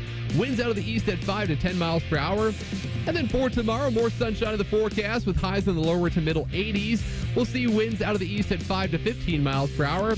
And then as we continue through the week, highs will stay in the mid-80s. We will also see the chance for a couple showers or storms during the week, but otherwise a better chance of showers and storms will arrive here for next weekend with highs into the upper 80s. And that's a look at your 10 weather impact forecast here on 97.1 The Fan. We test marketed naming the show A Guy and His Butlers. Oh, that is very touching. But we thought Bishop and Friends had a better ring to it. Weekday mornings at 9. The Fan. Your go-to destination for Buckeye football talk all year round. This is Fan Sports Sunday. Bartemes, Tim May, Nate Puderbaugh. Brent Suter looks like he just gave up a 700-foot home run to Eli White, so the Braves now have a 3-1 lead over the Down Reds. into turn 3, is that where it went? Yeah, they're about. Pretty sweet, baby. Still flying. Analogies you won't be able to use tomorrow. Exactly. So Chase Burns started this game. That happened yesterday. I think he had 2 strikeouts in the first inning. Of course, he's not pitching today, though, because of the rain delay, the postponement, yada, yada, yada. So before we get to Matt Patricia talk, I saw a tweet when I was scrolling through Twitter, or X, whatever you want to call it. And A it's, tweet on X is what it really is. there you go. It says, delete one NBA team forever. Who is the most irrelevant NBA franchise that you can come up with? The very first, the top comments are all saying the Charlotte Hornets. I think that'd be a pretty good candidate. Yeah. I think that would be number 1 on anybody's list. We got them. Sacramento Kings, they're pretty irrelevant. Yeah. Portland I like the Sacramento Kings, though, of where it's more about their history of where they've been, before they end up in Sacramento. Cincinnati Royals, right? There you go. So Kansas City Royals. All right, yeah. So I'm not gonna throw away the Sacramento Kings just for the Ohio play there, even though they left. First team that came to 9 was the Raptors. Really? Yeah. They won a championship within the past 6 years. They did? Well, I guess it did. 2019. I forget about it with them. They've got some damn good players, too. I mean, people you paid attention to. You definitely had them in the 2000s. Like, they didn't do anything with those great players. I think Washington, you could get rid of them. Yeah, the Wizards are pretty irrelevant. That's also in a huge city, though.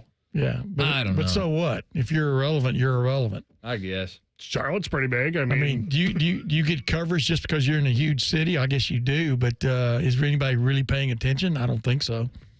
So no. that's where I would go.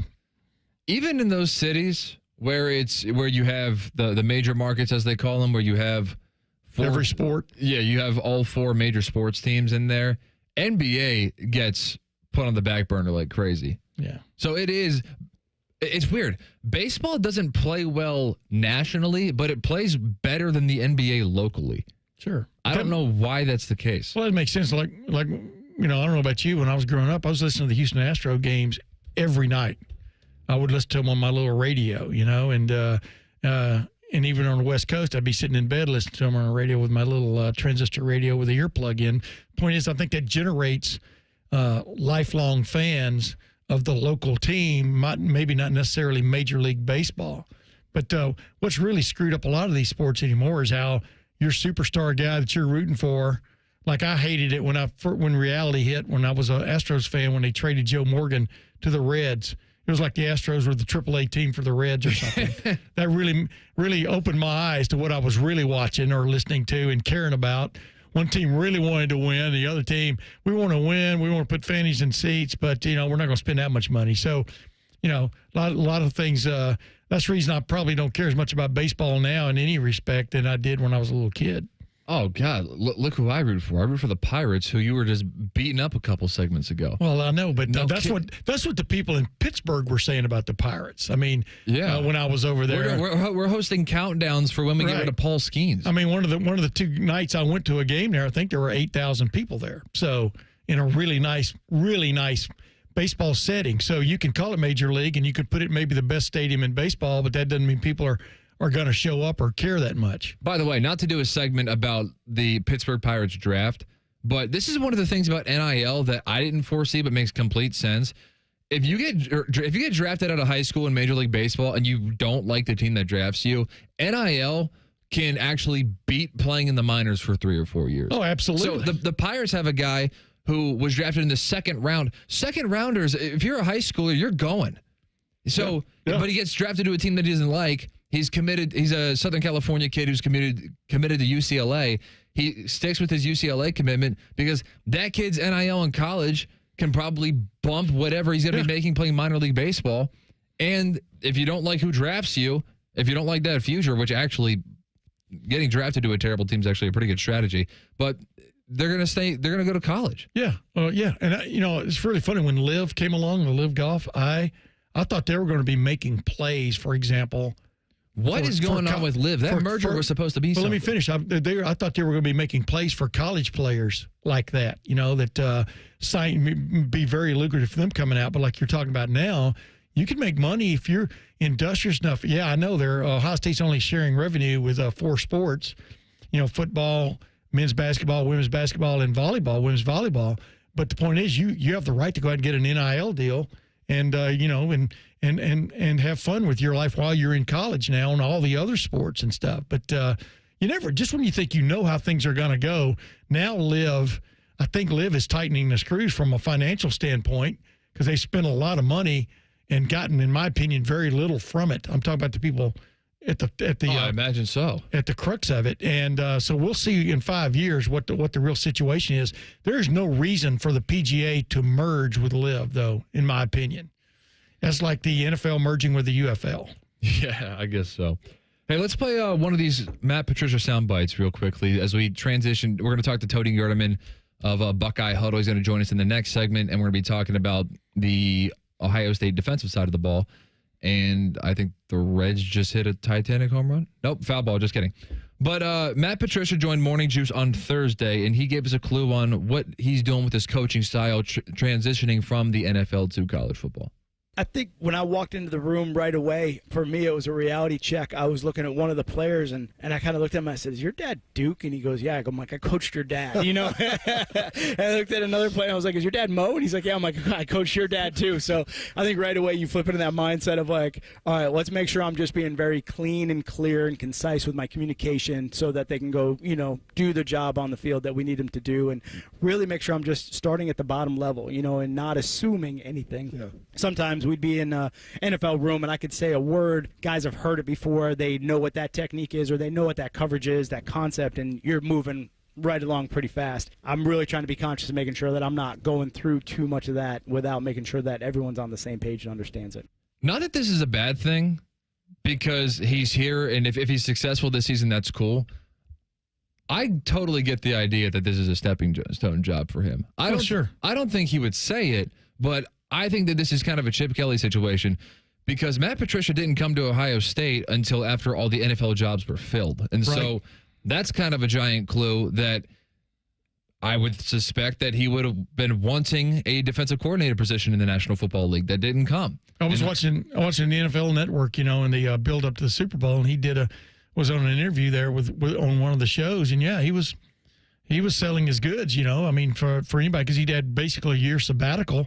And I asked him about that the other day during our press opportunity with him. And but just talking about, he just worked on a few things, and a lot of things he worked was watching a lot of college and pro tape, because you never know where your next job is going to come from. And let's face it, he's making really good money at Ohio State as a coordinator. It rivals pretty much what NFL teams are paying coordinators for the most part. And number two, he's getting a new lease on life, and he's totally enjoying himself, because he didn't walk into – this isn't knocking this program or a program. He didn't walk into Program B. He walked into the reigning national champions who have a roster replete with talent. So he's walked into about as good a situation as you could as a coordinator, first-time coordinator in college football at this level. And I think he's really enjoying himself. I really like this guy. I like a lot of things about him. But number one, I think he's very intelligent. Number two, he likes airplanes like me. By that, I mean aviation. Not just, hey, there goes a 747, in the sky. I'm talking about he really likes aviation. And then number three, he knows he's sort of rebuilding himself. Chip Kelly was a head coach at UCLA when he stepped away and became Ohio State's offensive coordinator. He had a job. Matt Patricia didn't necessarily have a job, but I think anybody who's been at the top, meaning coaching the ultimate of football, which is the NFL, wants to get back there in some form or fashion, maybe sooner rather than later, but you get the most out of them as you can. But I've said this, Cole, I think this is a blessing for Ohio State, because you didn't elevate somebody from last year's staff to be the guy, although there were a couple of guys quite capable, at least on that staff. You've brought in a new guy. Texas, the last time Texas saw Ohio State, it was coordinated by Jim Knowles, now at Penn State. Now Texas can't expect, pretty much, for want of another term, the same old thing that they saw getting ready for Ohio State in January this guy's going to present a new conundrum for you for the Texas offensive staff. So I think in all kinds of ways, Matt Patricia makes sense. But I just like the way he goes about the game of football in the matchup area, but mainly itch where it itches, right? Or scratch where it itches, so to speak. We'll talk about this further with Tony Gerdeman of Buckeye Huddle. He's joining us on the other side. That's in 2 minutes. Stick around. 97.1.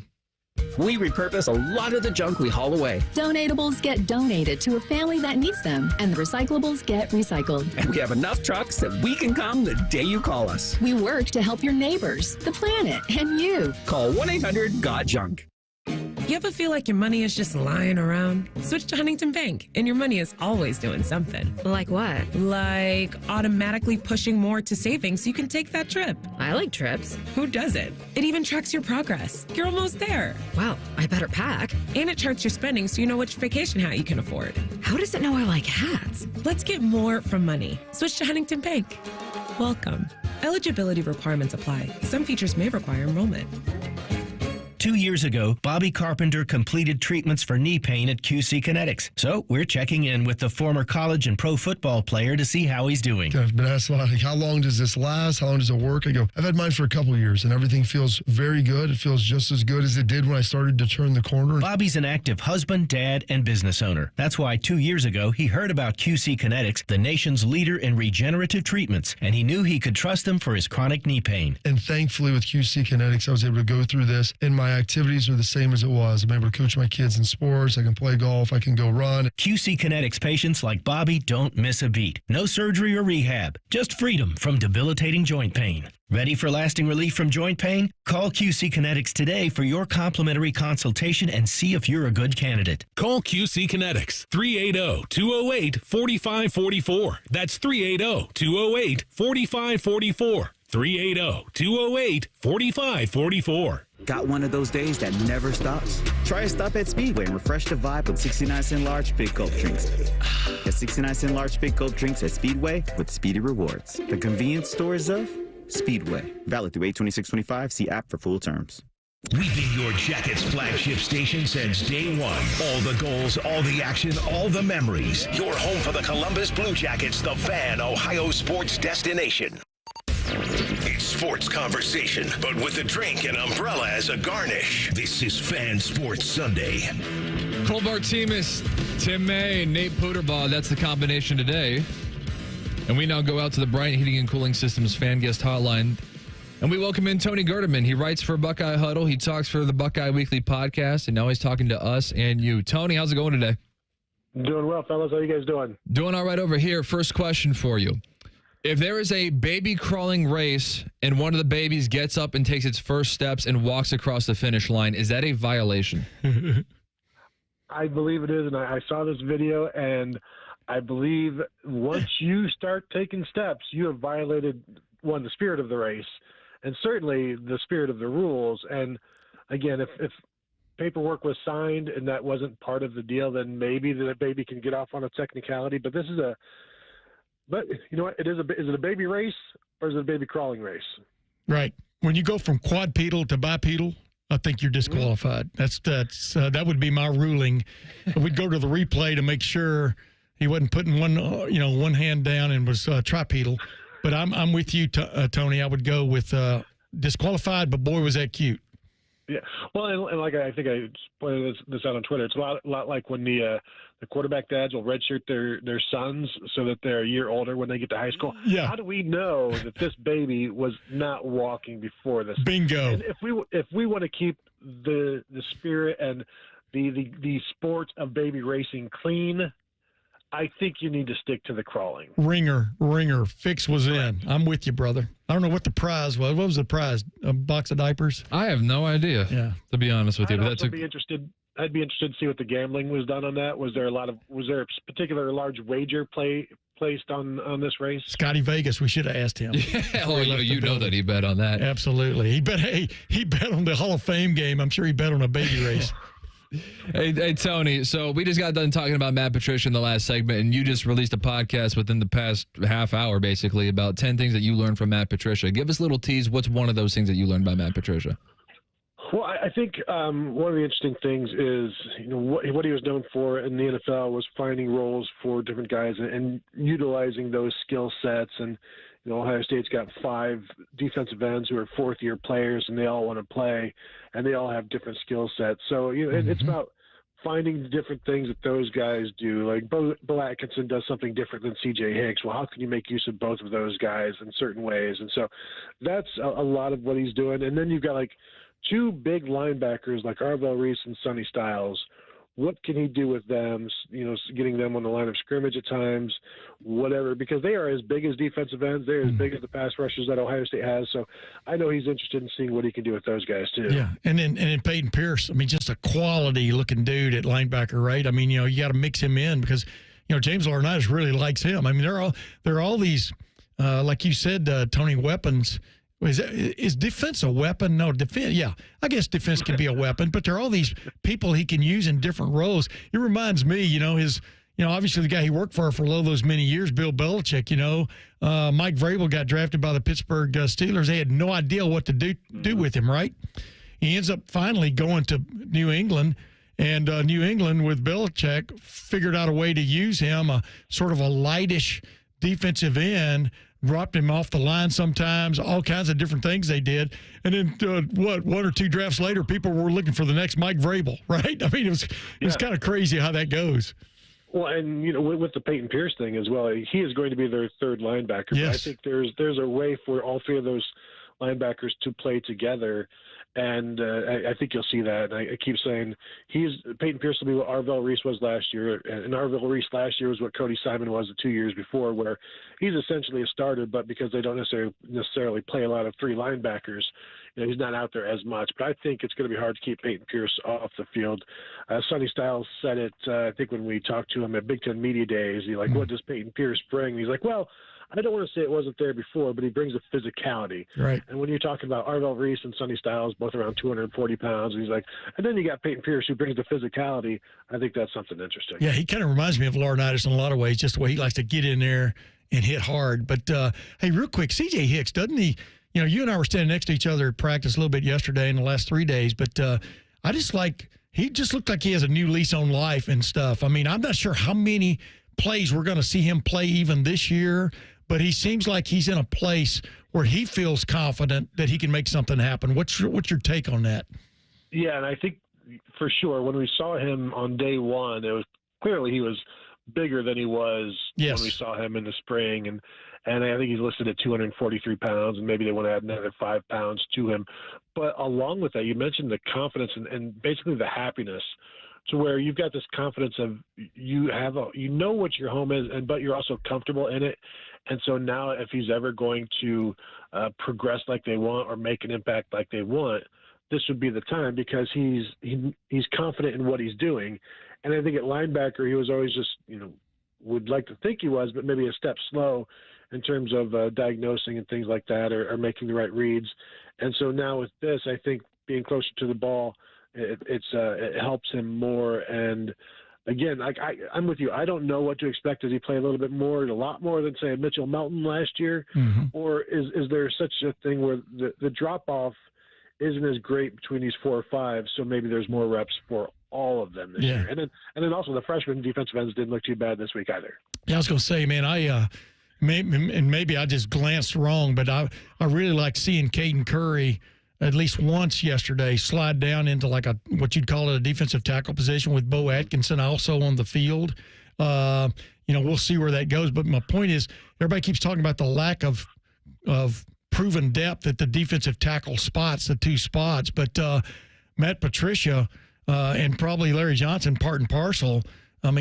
You can move, like Matt Patricia was telling us the other day, you're a defensive end, and that's all you're going to do in this defense. There are ways they can get guys on the field, get mismatches, even in the middle of a defense, right? And I think we're seeing some hints of that. Yeah. And Bo Atkinson at North Carolina was comfortable on the inside. He played a lot on the inside as well and those pass rushes and those passing downs.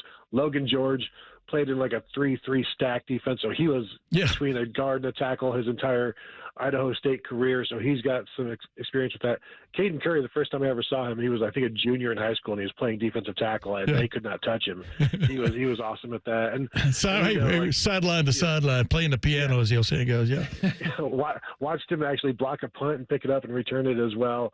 But yeah, they've got that versatility, and I also think that's where, whether it's a rushman or whatever, I think you can put 3 linebackers on the field because one of them can slide down and be an extra pass rusher. So in terms of the concern is about defensive tackle depth and things like that, I think they can help get over that with some usage of the defensive ends inside, which is something that Larry Johnson has done forever.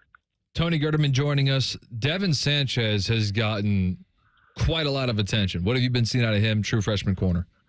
He had an interception on Tavian St. Clair yesterday. He carries himself very well. He is basically the prototype at corner. He's 6'2", almost 200 pounds, and long, can turn, can run. He did have Jeremiah ran by him once yesterday on a long touchdown pass from Julian Sand. That has happened to everybody. I don't think there's a cornerback on the Ohio State roster the past 2 years that doesn't have that on their checklist. But, it's kind of like training with Secretariat, but go ahead now.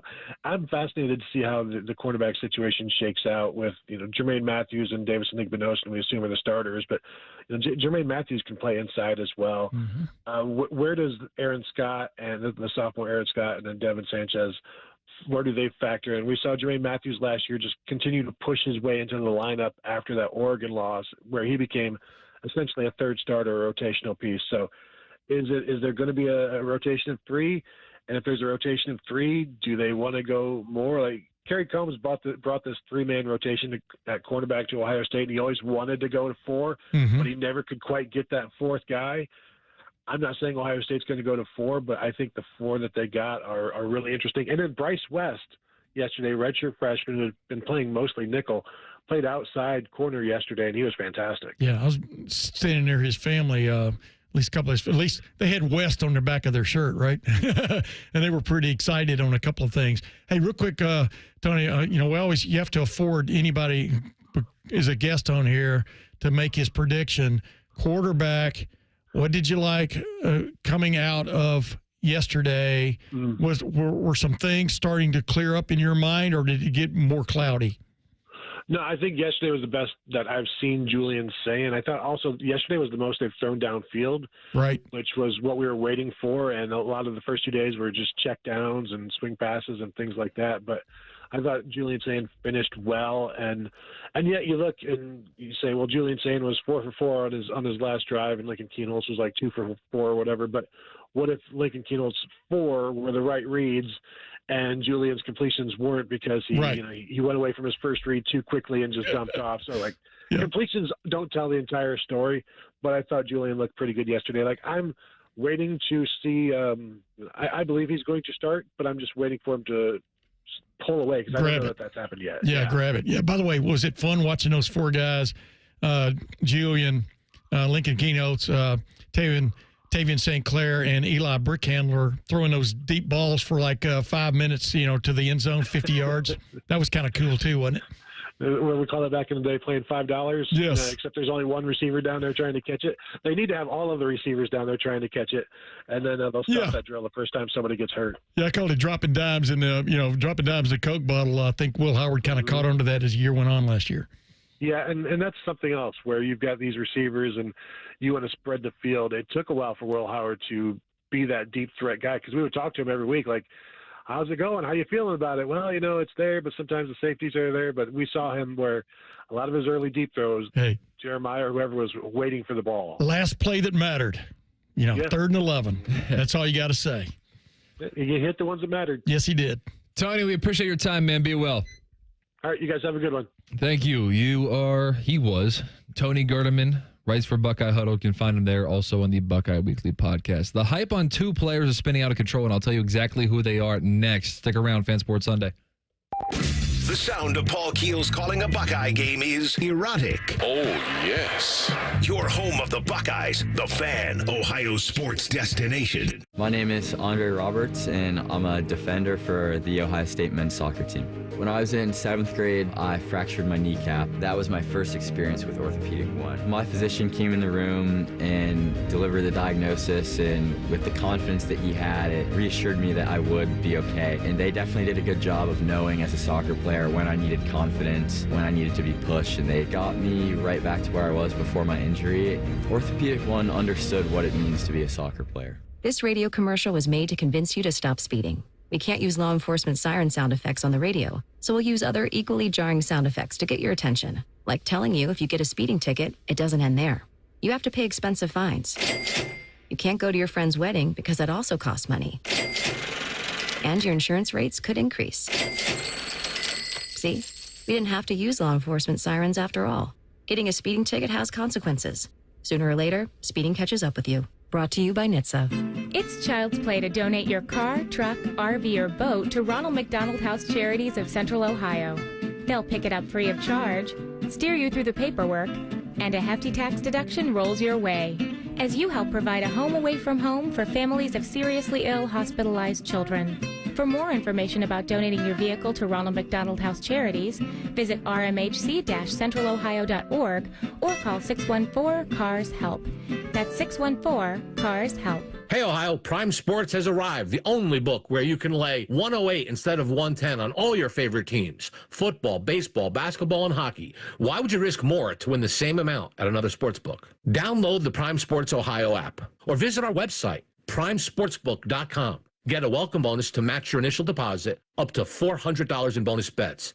And be a member of the Prime Sports family. Terms and conditions apply. Visit website for details. Must be 21 and present in Ohio. Gambling problem? Call 1-800-GAMBLER. Now's the time to save big on your summer projects with hot deals at Menards. You'll find great sale prices on select styles of patio block, siding, shingles, and steel roofing. Plus a great selection of pressure-treated lumber. Perfect for your outdoor building projects. Stop in today before summer, and all the hot deals are gone. Plus, sign up for Menards emails to get the weekly flyer and exclusive daily flash sales right to your inbox. Save big money at Menards. I have a buddy who's going to be popping the question soon. He's planning everything out. He asked me, can you help me out with the ring? I said, of course I can. I've got a guy, Bob Capace from Worthington Jewelers. Now you talk, Bob. Hi, I'm Bob Capace. I'm your guy. Go in, see my friends at Worthington Jewelers. Tell them I sent you, and you'll get the true VIP experience. I'll treat them better than I treat you. That's not hard. Worthington Jewelers on High Street in Worthington. WorthingtonJewelers.com, where Columbus gets engaged. And tell them Common Man sent you. Austin and Berm are back with a new daily podcast, the ultimate OSU football insiders. You know, it's refreshing to have some smart people working here from time to time. The Beat with Austin and Berm on the 10 TV Plus app. Subscribe today. Aaron, I'm freaking out a little that you're giving away $500 in free repairs whenever someone buys a new water heater. When people are faced with an unexpected expense, an unexpected gift helps restore balance to the universe. Get Eco. ECO. How many things can our plumbers do for $500 or less? Tons of things. Like what? We can repair a toilet that's not working. We can replace a hose bib, install a utility sink or a vanity, run a water line to an appliance, replace a garbage disposal. Get Eco. ECO. Replace a shutoff valve, fix an exposed water leak. What's an exposed water leak? It's one you can see. It's not inside a wall and it's not underground. And we're going to do these sorts of things for free just because a person buys a water heater? Yeah, for free. Because we're restoring balance to the universe? Balance to the universe. Get Eco. ECO. Give it away, plumbers, genius electricians, and gonna make you cool again, HVAC technicians. Who? Go to geteco.com. Hi, welcome to IKEA. Hi, I'm in a whirlwind of college prep. Gotcha. We've got affordable solutions to create the perfect college living space. Great. And visit our website to see how verified college students with an IKEA family account can receive a one-time use 15% off coupon. Nice. You guys think of everything. Pretty much. Offer ends 9/30/25. Valid ID required. Discount applied proportionally across items purchased as shown on receipt. See IKEA-USA.com/ready-for-college for complete terms. Cash, moolah, greenback toast, Skrilla, chips, bread and mold. cheddar, butter, lewd, and scratch. Find the lettuce, make a match. Lettuce, gravy, game on the back for $30. That's a wrap. There's many words for cash, no doubt, but there's only one $30 cash word. Check it out. Cash word from Ohio Lottery. It's $30, yo. Cash word, it's fun to go with millions of prizes, don't you know? Lottery players are subject to Ohio laws and commission regulations. Play responsibly. All your favorite fan shows are available when you want them. Head to 971thefan.com and hit that subscribe button. The Fan, Ohio sports destination. Are you still in your pajamas? We are. You're listening to Fan Sports Sunday. Bartemes, Tim May, Nate Puderbaugh. The show is more than half over. We got you until 3 o'clock. We're on the downhill run, baby. Mm-hmm. Braves and Reds over on 1460 or 97.1 HD2 if you want that. Braves got a 3-2 lead. Brent Suter just got moved from the game. Reds are going bullpen game at this point, and you know what? You kind of have to with how everything went yesterday with the build-up to the game. Gives new meaning to the word warming up in the bullpen. Exactly.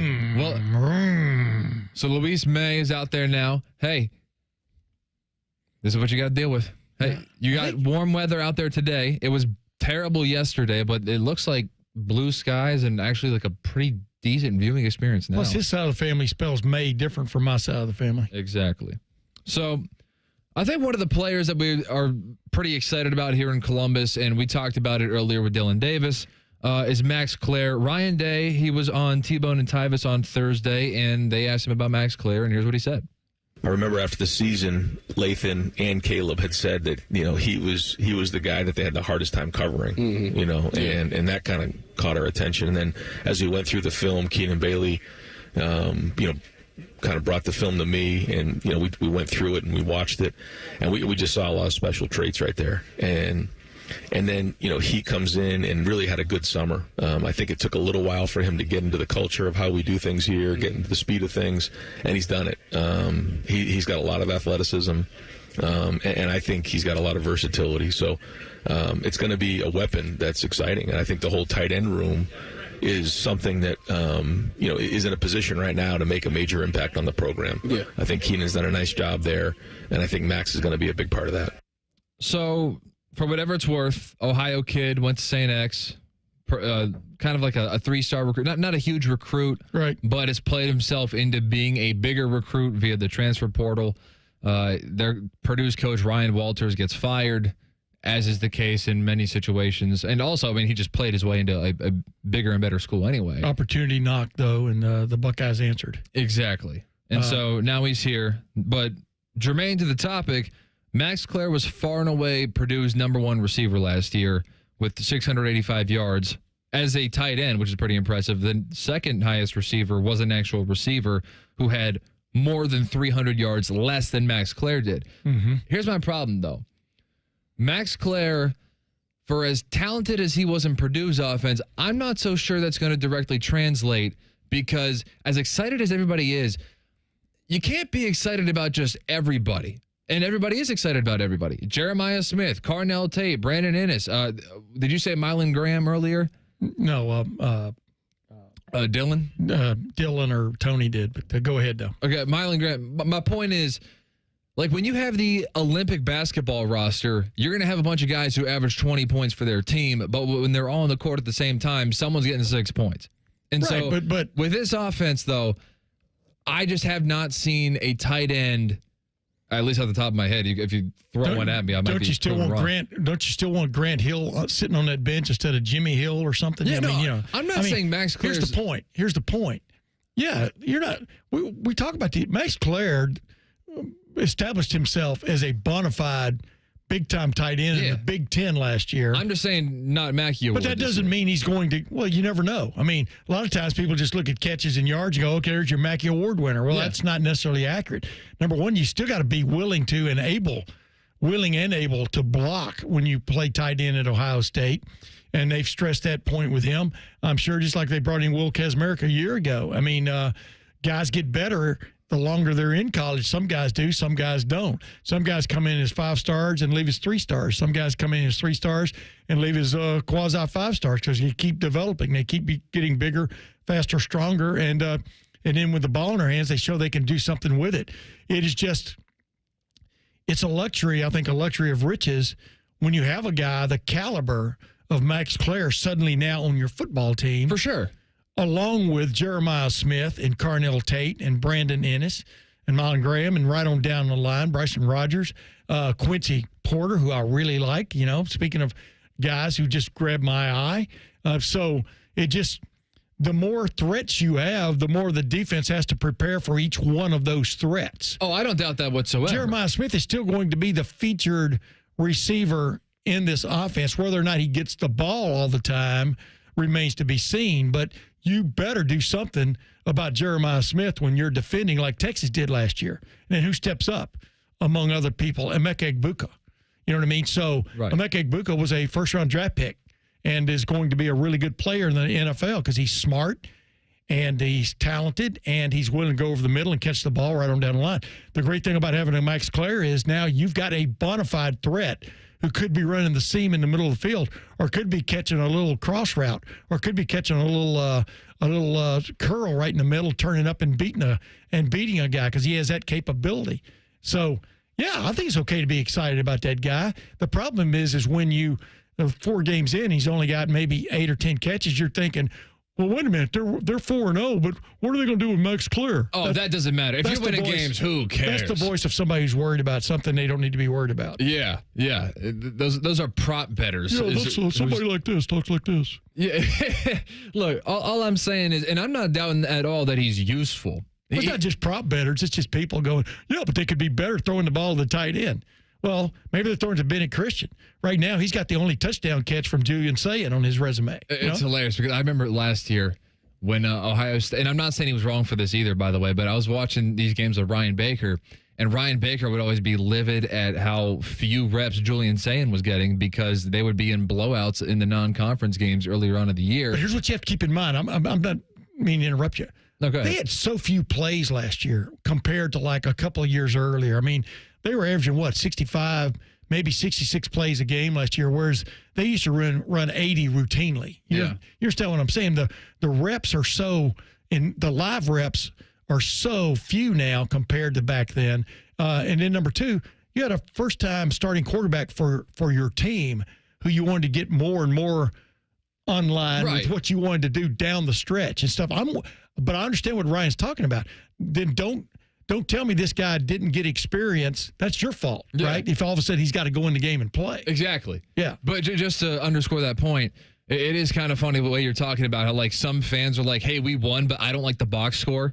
Where, like... What does that mean? Yeah, exactly. The 2 most popular players are the backup quarterback and the tight end. Exactly. So when Max Clare, I think, when he's not exactly tearing it up, not that he's not good, but it's just that there are so many pieces, and Ohio State fans love Jeremiah Smith. They love Carnell Tate. They think Brandon Ennis can really be something. We got 3 running backs. I like James Peoples out of the backfield catching the ball. Yeah. Like he did yesterday. Donaldson, Bo Jackson. All I'm saying is, if there is somebody in that mix, when you have a bunch of skill position players, don't be surprised when one of them is Tyson Chandler from the 2012 Olympic basketball team, where it's like, hey, there's somebody who's going to be a role player when everybody's a star. Right. And that's what I'm saying. Jeremiah Smith was that guy against Texas last year. I mean, Texas took him away. So what'd they do? They beat him with somebody else. But the bottom line, that doesn't mean Max Clare isn't really good. I think he's really good. For sure. And that's going to be highlighted by the fact that he's going to be the starting tight end.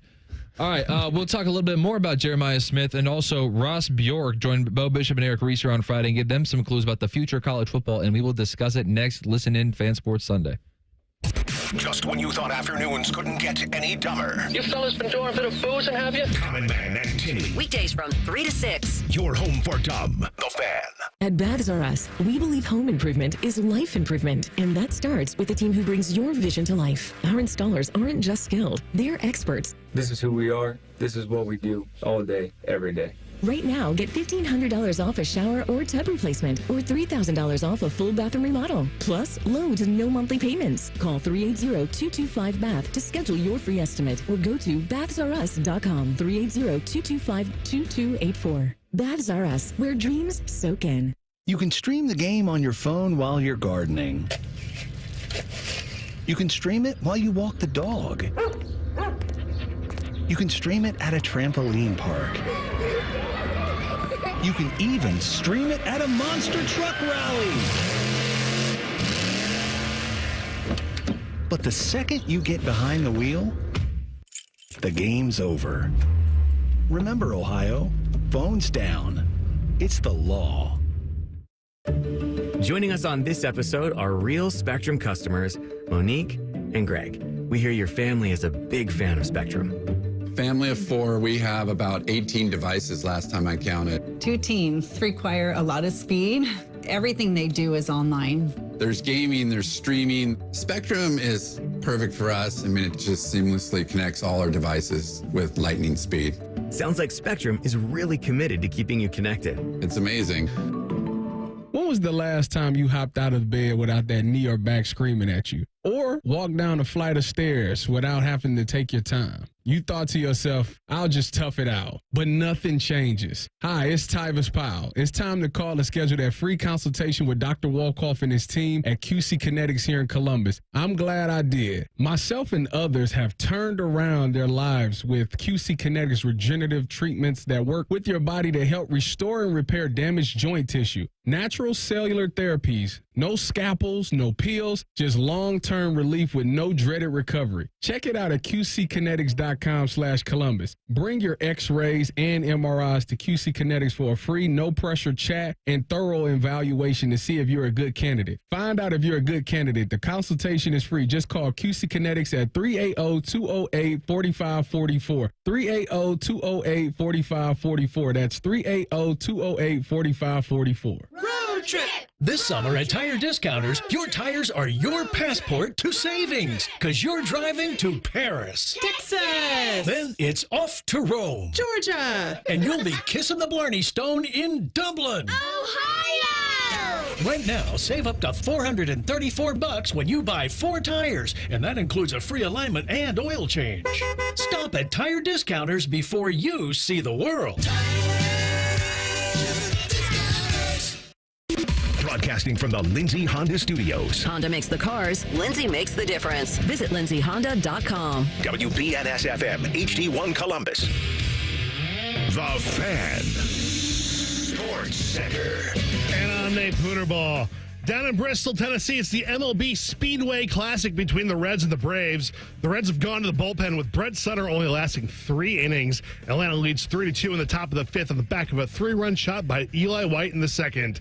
The Guardians just got started against the Twins, wrapping up their series today. The Twins have gotten to Joey Cantillo early. They lead 4-2 in the 1st. Jose Herrera pitching for the Twins. And also in baseball, Brewers rookie sensation Jacob Misiorowski is heading to the injured list with a tibia injury. In the NBA, Luka Doncic got paid, signing a 3-year, $185 million max extension with the Lakers with a player option in 2028. And in the NFL, top Buffalo wide receiver Khalil Shakir is week to week with the dreaded high ankle sprain. Breaking sports news when it happens on The Fan, Ohio sports destination. You're listening to The Fan. It's Sunday. We're a sports station, and we shall call it Fan Sports Sunday.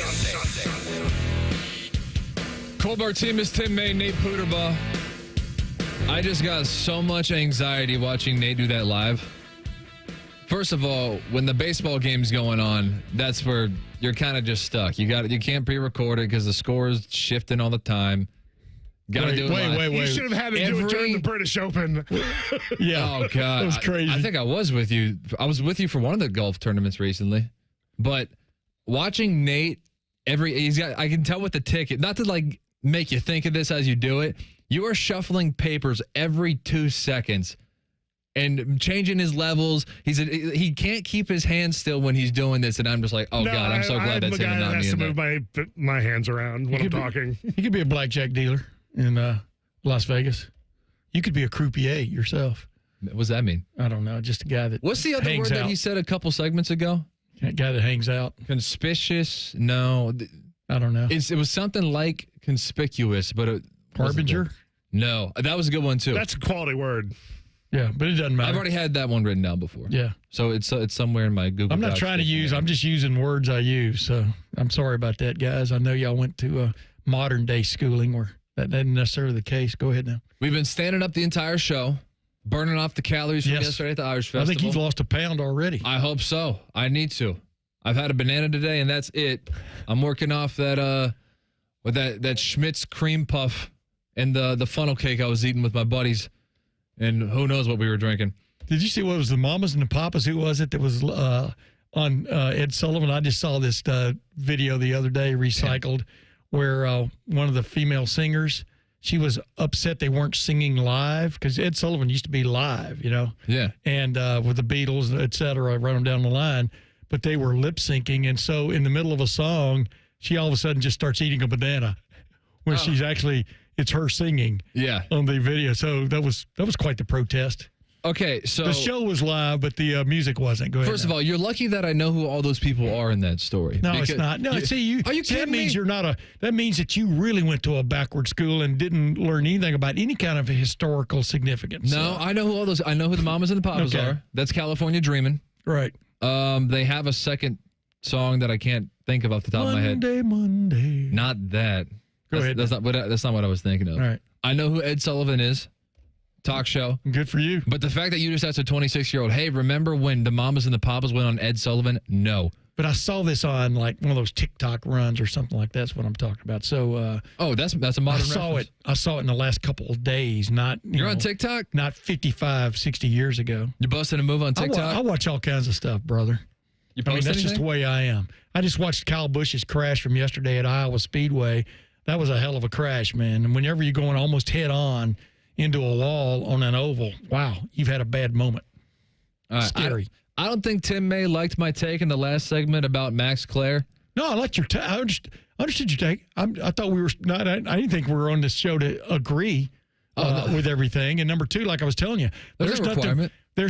Just because a guy doesn't get 10 catches a game doesn't mean he's not valuable, right? And that it matters that you have him because he could go off literally any moment. If Max Clare is the starting tight end, that in and of itself justifies his position on the roster. That's all you need. One of my best buddies now is Jake Ballard. Yeah. And he had one very notable catch in his career, which was that where he looked like the Statue of Liberty in the Rose Bowl when he caught that ball from Terrell Pryor. He's still signing autograph. He's still autographing photos of that picture these days. Fans and stuff. That's what. The thing about tight ends and defensive ends they have in common, they can make 2 or 3 plays a game, and you go, oh, my goodness, what a game. Yeah. Craig in the YouTube chat actually brought up the best part about Max Clare being on the team is he stops Jeremiah Smith from getting double-teamed every single play because if you're going to double him all day long, Max Clare is going to be wide open in the middle of the field every single play. You need to give guys in the backside of the defense. Could you say that about any tight end, though? You need to give guys on the backside of the defense conundrums that they have to solve in a second and a half. That's what you need to present them with. And Ohio State, and that's Brian Hartline's. Ohio State is quite loaded in the sense of it has the capability of doing that on almost every play. And that's my whole point. And so all I'm saying is let's not be inscribing any Max Clare names into the Mackey Award trophy just yet. That's all I'm saying. Another player where the hype is getting out of control, and it is possible to be incredible and overrated at the same time because it's all about the way people talk about you. Guys, I know Jeremiah Smith is like incredible, but the way Joe Klatt is talking about him in this clip is just I'm with you. A bridge too far for me. I was trying to go back and I'm like, well, what's the comp? And it's like, is it Megatron? And it's like, well, Jeremiah's more athletic than Megatron. Is it Julio Jones? And I'm like, gosh, Jeremiah's more fluid than Julio. And it's like, is it Randy? And it's like, well, you can't do that because Moss is like Moss, and Rice and Moss are at the top. For the first time in my career, there is a player that I believe could join that echelon at some point, and that's this player. He's the best college football player I've ever seen. He's the only guy that I can just sit there and think to myself, like, man, if he continues to have this type of head on his shoulders, if he continues to work, he can and will develop. He's got the talent to be one of the best of all time. He's the only guy. Just watch the film. There were times in my coaches' meetings with some of the offensive coaches at Ohio State when I was like, hey, maybe don't overthink it. He's a regardless player. So regardless of the coverage, throw him the ball. Okay, come on. That's a little bit too far. Yeah, but I used to ask that question about Kyle McCord, about Marvin Harrison Jr.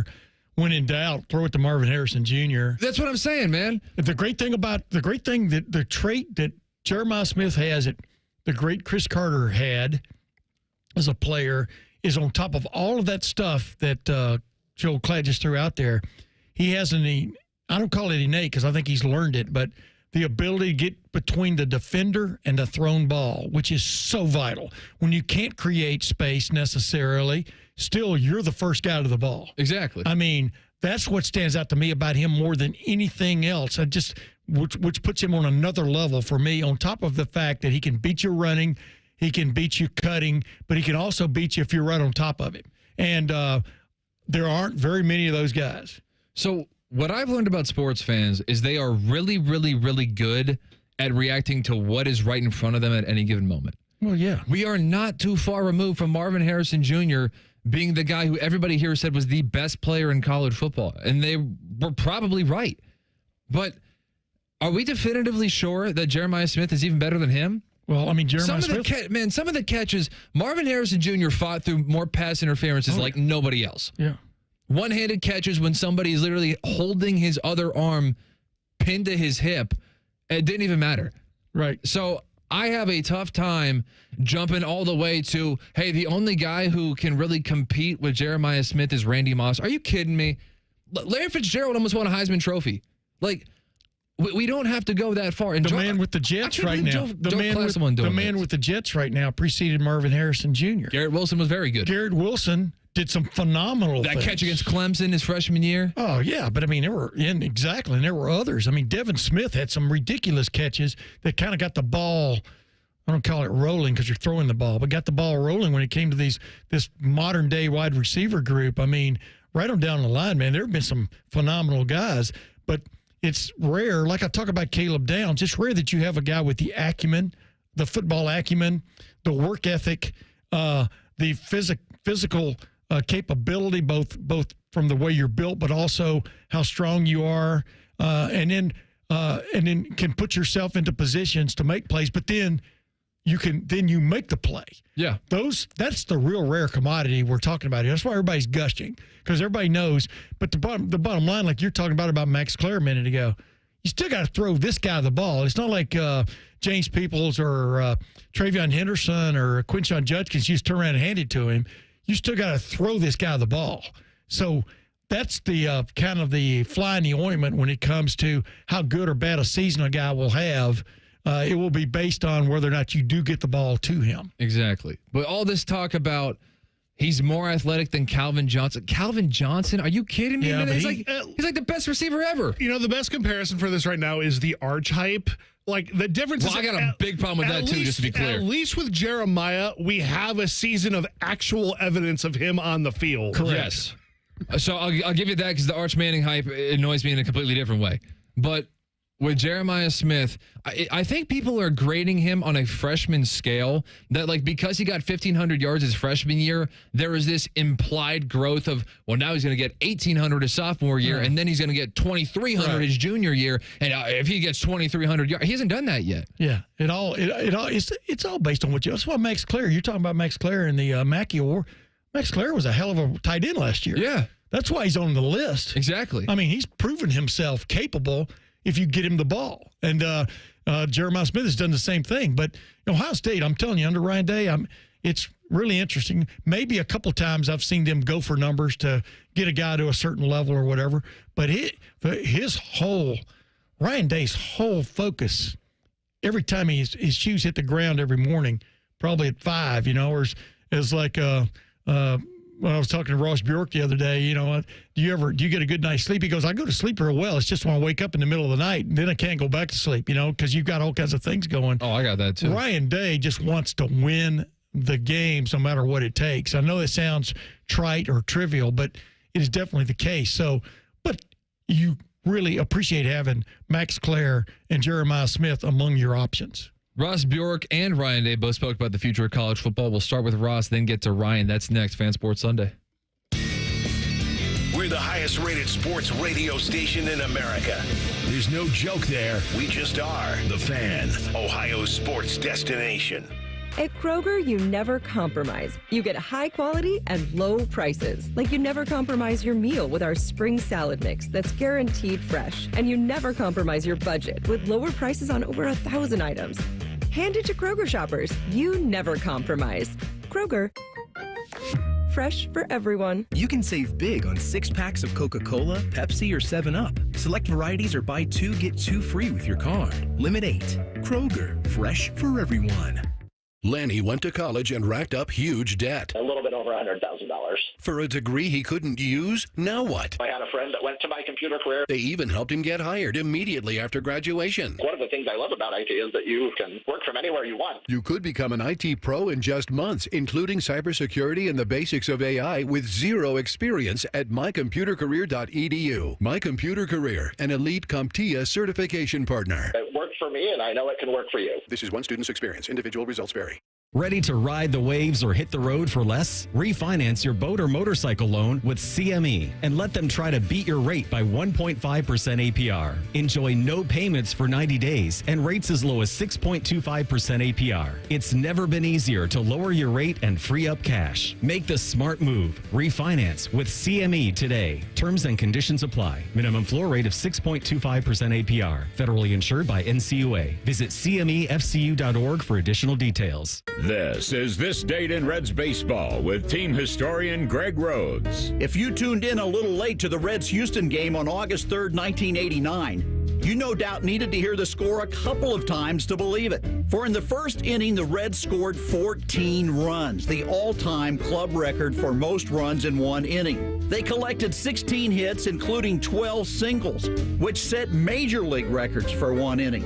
Everybody in the lineup, including pitcher Tom Browning, got at least one hit. And it could have been worse. The Reds had just one out and the bases loaded, but Mariano Duncan and Luis Quinones, each up for the 3rd time in the inning, flied out to end the biggest one-run inning in Reds history. This August 3rd, 1989, this date in Reds baseball.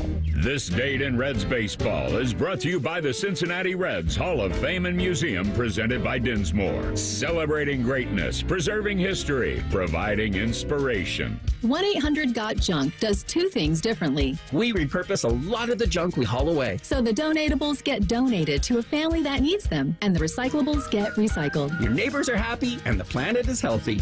What's number 2? We have enough trucks that we can come the day you call us. 1-800-GOT-JUNK is the world's largest junk removal service. And that's good for your neighbors, and for the planet. And for you, because we can come the day you call us. Call 1-800-GOT-JUNK. Or visit 1-800-GOT-JUNK.com.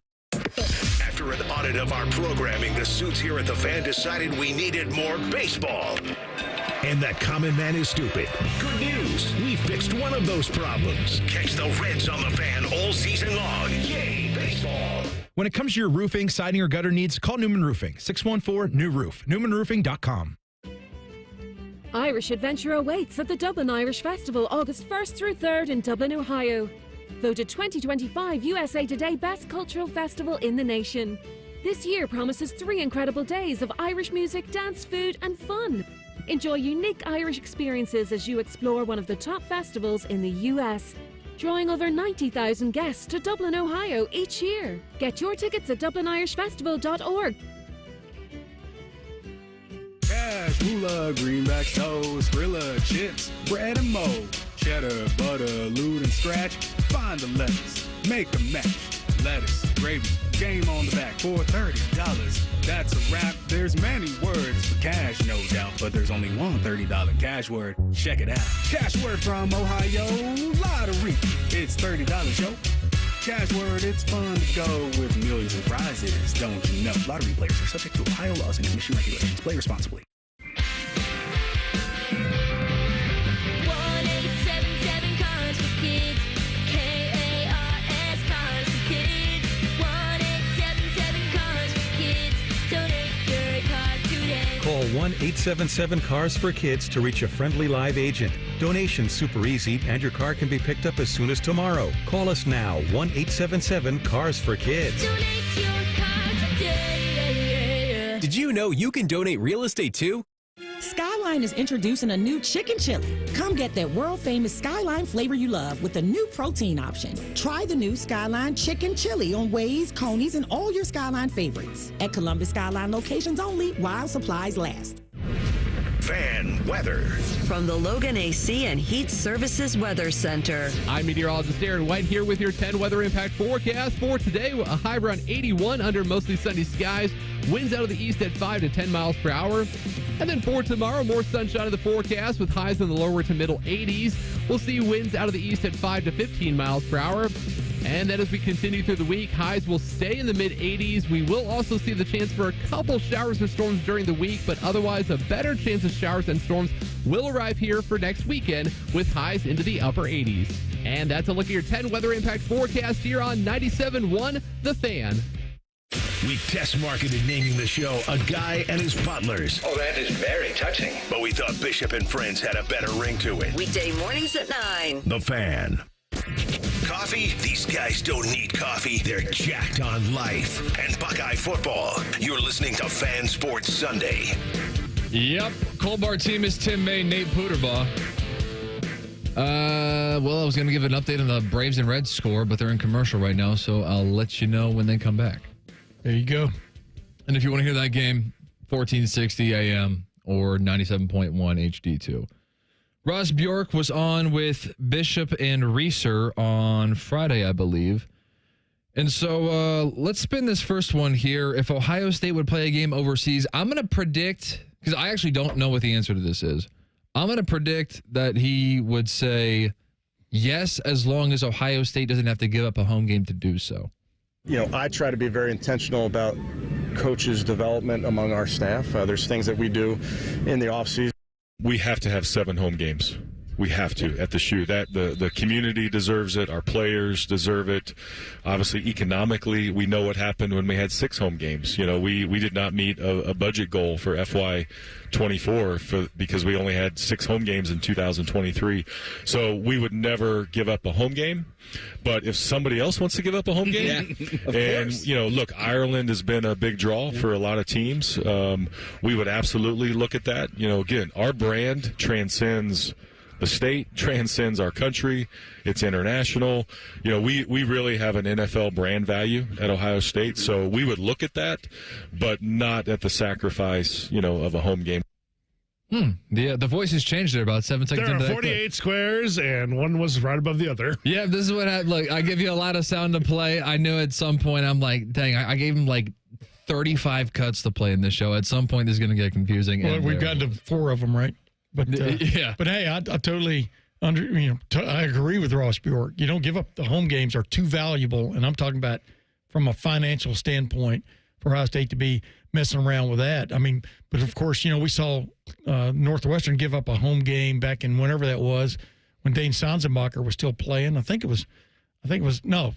This was earlier. This was Dane Sanzenbacher playing against Toledo. Toledo gave up a home game to play Ohio State in the New Brown Stadium, and then Northwestern gave up a home game to play Ohio State, and I think it was 1991 in Cleveland, the old Cleveland Stadium. So, yeah. Why would you give up a home game to go play them in Cleveland? Because because Northwestern's going to make a hell of a lot more money doing that with a capacity crowd there, mainly Ohio State fans.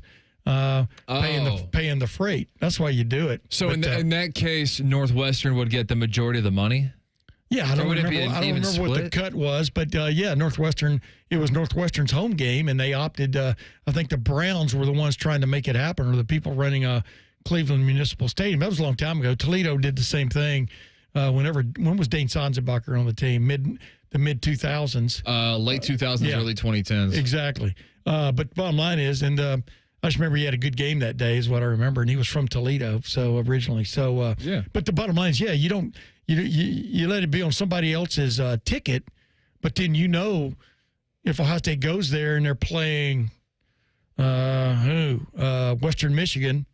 Yeah, exactly. I was thinking about that too. Exactly. Michigan versus Western Michigan. Is that next year or is that this year? I can't even remember. We'll see if who's on the sideline for Michigan that game. But the bottom line is, you let it be somebody else's home game, but you are the draw. It's kind of like Queen, in that big performance at Wembley that one time. Live Aid, yeah. In 85, was it? I don't know. It doesn't matter. It seems the perfect time if you're do Ohio State versus Northwestern while Northwestern's still building their stadiums. Go play like Wembley or something. Yeah. Yeah, exactly. Well, no. Hey, Northwestern Stadium is cooler now than stadium, it is. Yes. Whatever their new stadium is going to be, it's not as cool as what they're doing right now, playing on the soccer field right on Lake Michigan. That's a cool venue that they got it's going on. Still only right there. 17,000, 18,000 seats. Exactly. Now, I mean, it's not good for revenue. That barely gets you in the big. Looks cool on TV. That wouldn't even get you in the Big Sky Conference. But No. I digress. Name 3 teams in the Big Sky Conference. I can only get you 2. Probably Idaho State. I was going Montana State. So there you go. But go ahead. I mean, the bottom line is, I understand what Ross Bjork is saying there. They do need 7. I mean, this is a time when money matters more than maybe ever. And you've got more of it than any other time, but you got to still keep it coming in the front door. And let's do another one here. Here's Ross Bjork talking about on the future of Big Time. I almost said Big Ten. Big time non-conference games. The goal is to be in the playoff and then win. Obviously, we want Big Ten championships, beat the team up north, of course, all those things. But the biggest prize is the national championship, and so we need to be in the playoff. But okay, do those games? Is it just be 12-0? It doesn't matter who you play. Is it be 11-1? Doesn't matter who you play. If you're going to play those games, they should have meaning. And so what I think we really need to define is, okay, what is the committee looking at? And then you get into the at-large conversation and the AQ conversation. Look, we're a believer that we should go to either 14 or 16 teams in the playoffs. And then we're a believer that, look, the Big Ten and the SEC lead the way. Give us these AQ spots, automatic qualifying spots, but then you have to play your way into those spots. So I think there could be a lot more dynamic where the regular season truly matters no matter what, not just we're going to play 3 low-level games, we're going to win 52 to 3, and we're 12-0 or 11-1, right? So I think those games have to matter. I want to continue those games. But if we're going to have to just beat ourselves up and it's not going to give us any advantage, then I think you'll see a lot of those games go away, and I think that would be a shame. Okay, I understand what he's saying there, because if you go to 4 automatic qualifiers for the Big Ten, I assume, and maybe I'm wrong for assuming this, I assume that would be based on conference standings, and conference standings are only impacted by conference performance. So that way you could perhaps lose to a team like Texas, and if you have 4 automatic qualifying spots, that's not going to hurt you whatsoever in that. Now, I guess in a rare situation where Ohio State's not one of the 4 best teams in the Big Ten as it is, then that could mess you up in terms of trying to find one of those 3 at-large spots. But I don't like, and this is just me being a traditionalist, I don't like the dependency here on these AQ spots that are taking place. I think a 10-2 Ohio State, for example, is going to be in the playoffs 99 times out of 100, or maybe 49 times out of 50, number one. Number two, I like the way Kirk Cignetti laid it out there at the Big Ten meetings for everybody to, quote, understand about why playing non-conference games matters when you're wanting to say the SEC and the Big Ten are alike, when the SEC only has 8 conference games, because non-conference games means you're playing 9 Power 4 opponents. 8 conference games mean you're guaranteed you're playing 8 Power 4 opponents. And if the SEC is God willing and goes and plays like an Ohio State or somebody, that would make a 9th. But then they're going to play, Austin Peay and whomever, and probably one FCS school. Ohio Northern. Right, Mercer or whomever.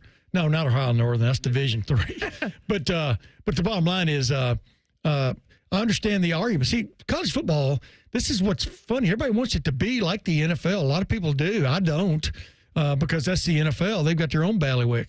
But the bottom line is, you can't ever sit down and say this school played exactly the same schedule that school played. That's never going to happen. There's always going to be differences either in the power of the teams you played during the season, the conference you're in. Did you play non-conference games and as opposed to 8? Did you set yourself up with an early season game where you knew you'd have an advantage, but on paper it looks like a Power 4 versus Power 4 matchup? I mean, there are all these kind of things that are always going to keep college football an imprecise entity when it comes to equating teams. But I understand what he's talking about. That's why I think Alabama and Georgia are on the future schedule for Ohio State. Yeah. I would, if I was somebody, I would still be holding my breath that those games are going to happen. To me, it still comes off as a bit of a cop-out, like, oh, we can't play Alabama in a couple of years because that might mean we won't make the playoffs. Win the conference, and you're in the playoffs regardless of what you did against Alabama. Yeah, but what seed are you going to be? Exactly. So there's a lot more meat on this bone, so let's carry this over to the next segment, and Ryan Day is going to chime in on this as well. This is Fan Sports on The Fan. We repurpose a lot of the junk we haul away. Donatables get donated to a family that needs them, and the recyclables get recycled. And we have enough trucks that we can come the day you call us. We work to help your neighbors, the planet, and you. Call 1-800-GOT-JUNK. At Dick's Sporting Goods, we have always believed sport has the power to change lives. Community happens here. Change happens here. Sport happens here. Introducing the all-new Dick's House of Sport, bringing new experiences, new services, and unrivaled selection from the top brands to a new place Polaris can call home. Featuring a rock wall, a HitTrax multi-sport cage, and 3 golf hitting bays. Dick's House of Sport at Polaris Fashion Place. Grand opening celebration August 15th through August 17th. What does it mean to live here, serve here in the Ohio Army National Guard? It means I can attend college full-time and not have to take out student loans to pay for my tuition. It means I can work my civilian job during the week and support my state and nation in times of need. You too can live here, serve here as a member of the Ohio Army National Guard. Learn more about part-time service with full-time benefits at nationalguard.com/OH. Sponsored by the Ohio Army National Guard in coordination with the Ohio Association of Broadcasters and this station.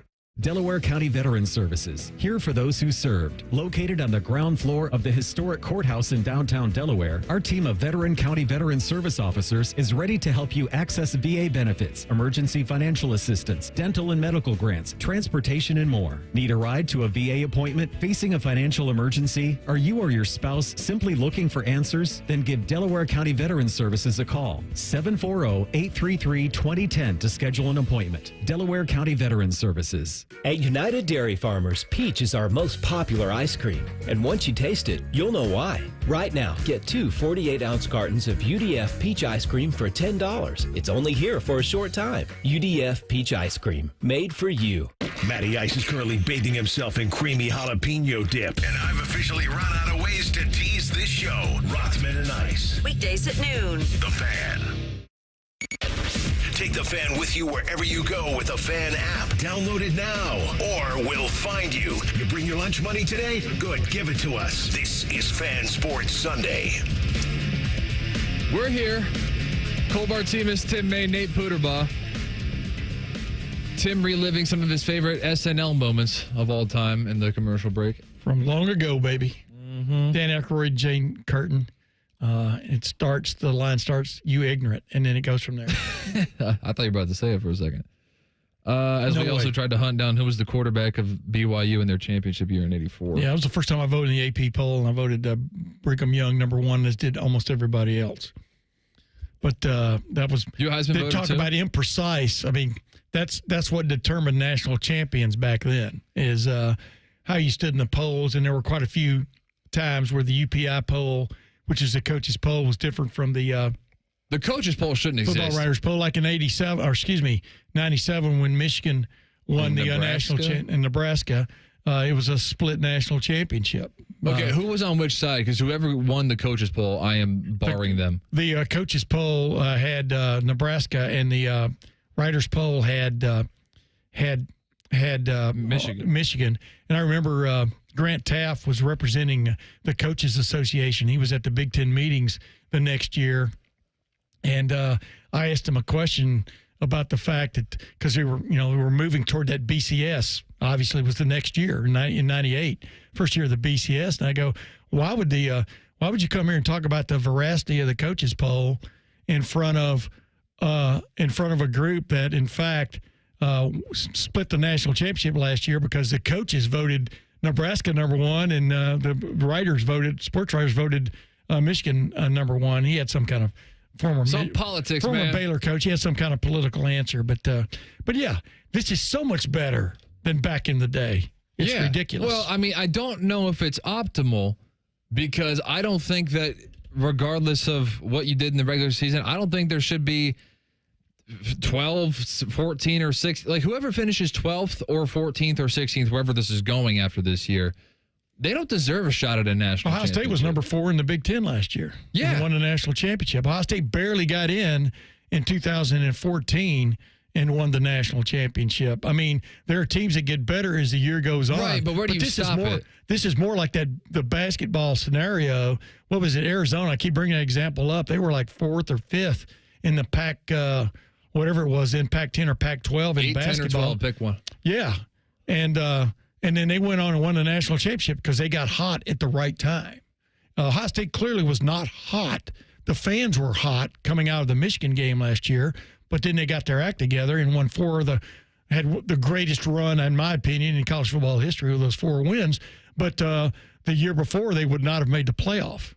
Yeah, and look, my dream scenario is never coming true, and that is week by week when the College Football Playoff Committee releases their rankings, find a cutoff line wherever you see fit. Wherever you think this is the line of delineation where every team above this is definitively better than every team below this. It could be 3, 4, 5, don't care how many teams it is.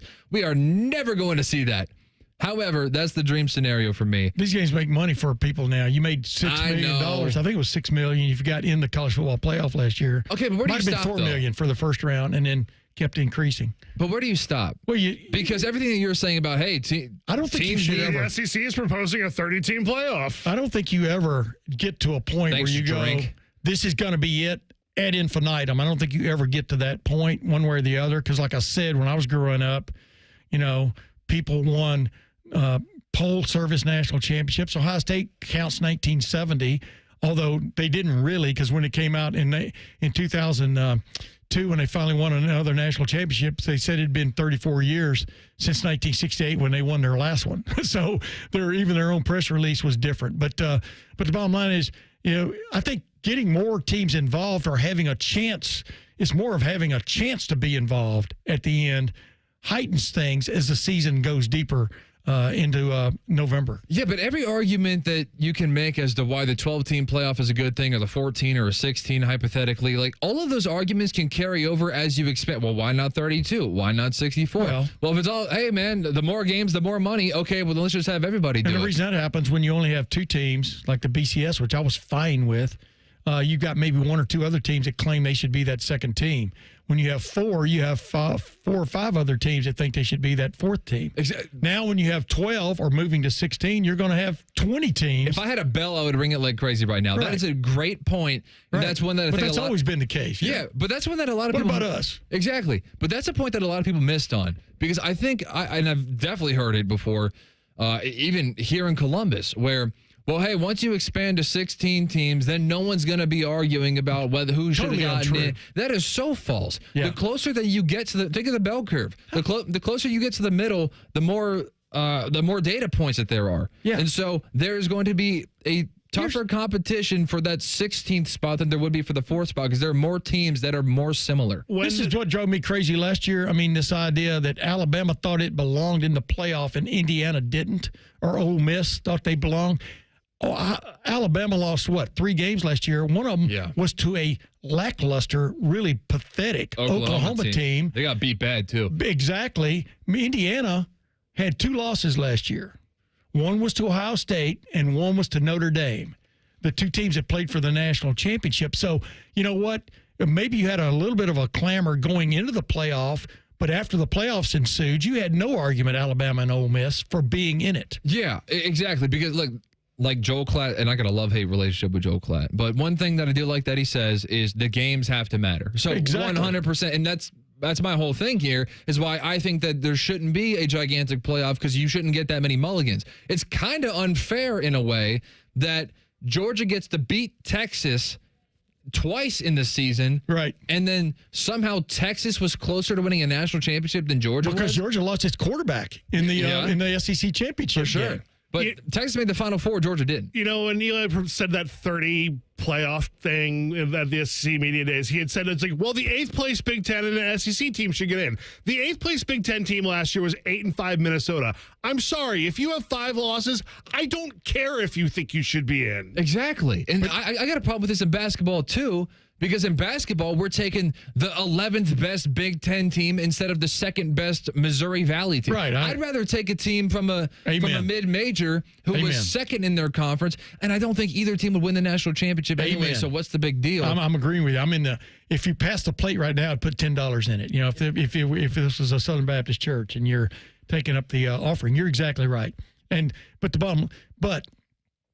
I actually didn't think I was going to like it. I like those first 4 games of the playoffs last year. Those were very good. I thought that was extremely interesting. And then, of course, everybody who got a bye, as I said last week on this show, the bye turned into a bye-bye. You know what I mean? For the teams that got the byes. And Georgia was not the same team going into the playoffs as it was going into the SEC championship game because they'd lost their starting quarterback and the new guy just wasn't up to snuff.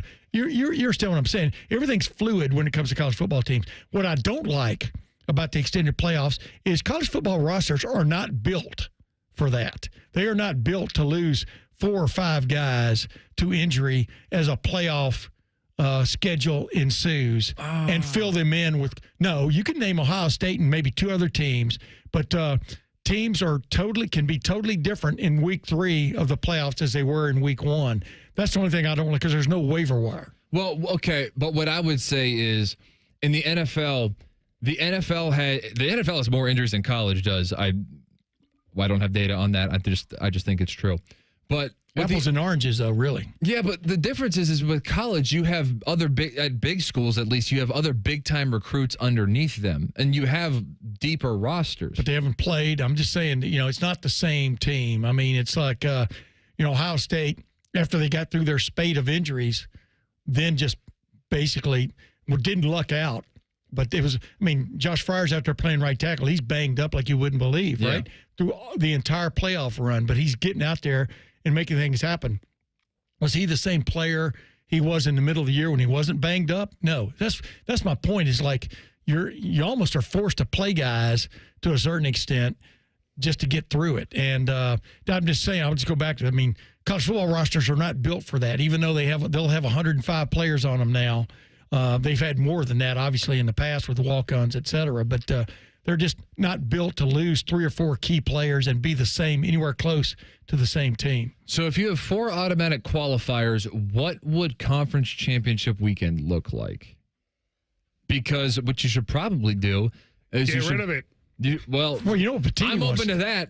I'm open to that because we saw a lot of meaningless college football conference championships taking place. But you know what Patini wants to do? Rearranging the deck chairs on the Titanic. Yeah. You know what Patini wants to do is to have those, 3 versus 6 and 4 versus 5 games for the top for the other 2 spots. The 2 teams that play that's called the regular season. The teams that play for the championship would both be in the playoff, and whoever wins it would probably get the automatic bye if, in fact, there is a bye. But would play the lowest seeded team, whatever, you know what I mean, how they would set that up. We were looking at it last year. It was like, if that had happened, like Indiana would have had to play Iowa. Did Iowa deserve to go to the playoffs last year if they had beaten Indiana?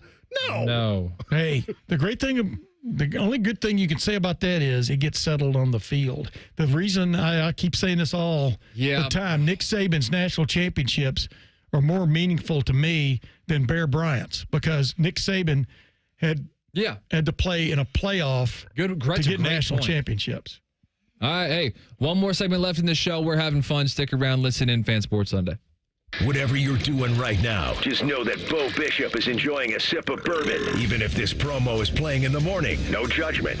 Sweet morning drinking. The Fan. Do you have 3 ex-wives and your current trophy wife wants a life insurance policy 3 times the size of the policies you had to purchase for your previous mistakes? If so, you need to call Big Lou at Term Provider, 800-777-1225. Big Lou is intimately familiar with your problems, and if you're 50 or 60 years old and in reasonably good health, a $1 million policy should only cost about $100 to $200 per month. Big Lou may have a solution for your previous policies as well. You may even save enough money to lighten the load on your new $1 million policy. Remember, call Big Lou. He's like you, except he's only on number 2. Call Term Provider at 800-777-1225. That's 800-777-1225. For $1 million in term life insurance that you can live with. Call Big Lou at 800-777-1225. 800-777-1225.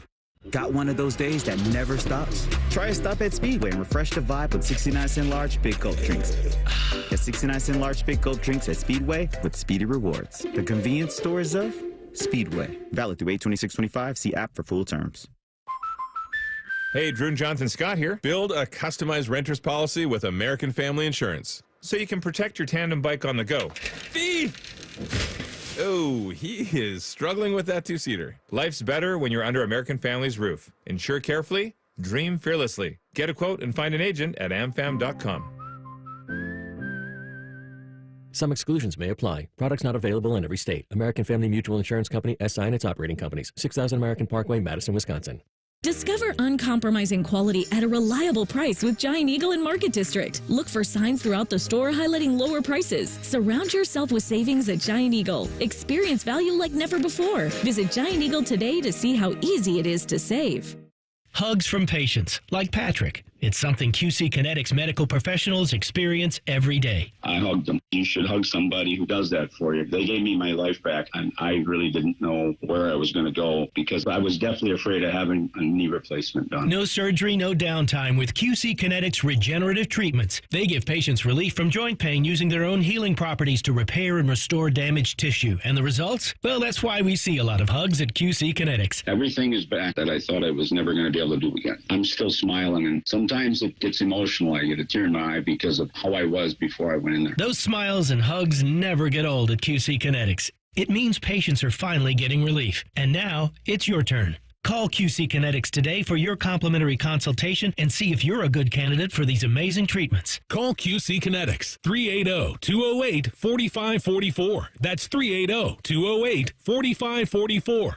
380-208-4544. All your favorite fan shows are on YouTube, along with those fake YouTube ads like Chew This Gum and It Grows New Teeth. Experience the splendor of Bo sitting in his closet, Timmy Hall's gouty gold chains, and Matty Ice wearing a coat in 90-degree weather. It's all there. Head to YouTube and subscribe today. It's a different world today than it was 30 years ago when I started Care Heating and Cooling. This is Mike Weens, now the retired founder of Care Heating and Cooling with my sons, Dennis and Ryan. Dad, 30 years ago, you were the first to warn of companies using service technicians as salespeople, of abusing the trust that a service technician has. With the big conglomerates now buying companies all over Central Ohio, this has become the normal business model. It's all about greed. The conglomerates know they can make a lot more money by incentivizing their technicians to sell air conditioners instead of fixing them. They train their techs to take advantage of a customer when they are the most vulnerable. Dad, that is not how we were taught. In 2024, Care Heating and Cooling was awarded a BBB Torch Award for ethics and was named the Lennox Partner of the Year. You don't earn those awards by leaving cat toys behind. Call Care Heating and Cooling at 1-800-COOLING or schedule an appointment online at careheatingandcooling.com. When you need a company you can trust.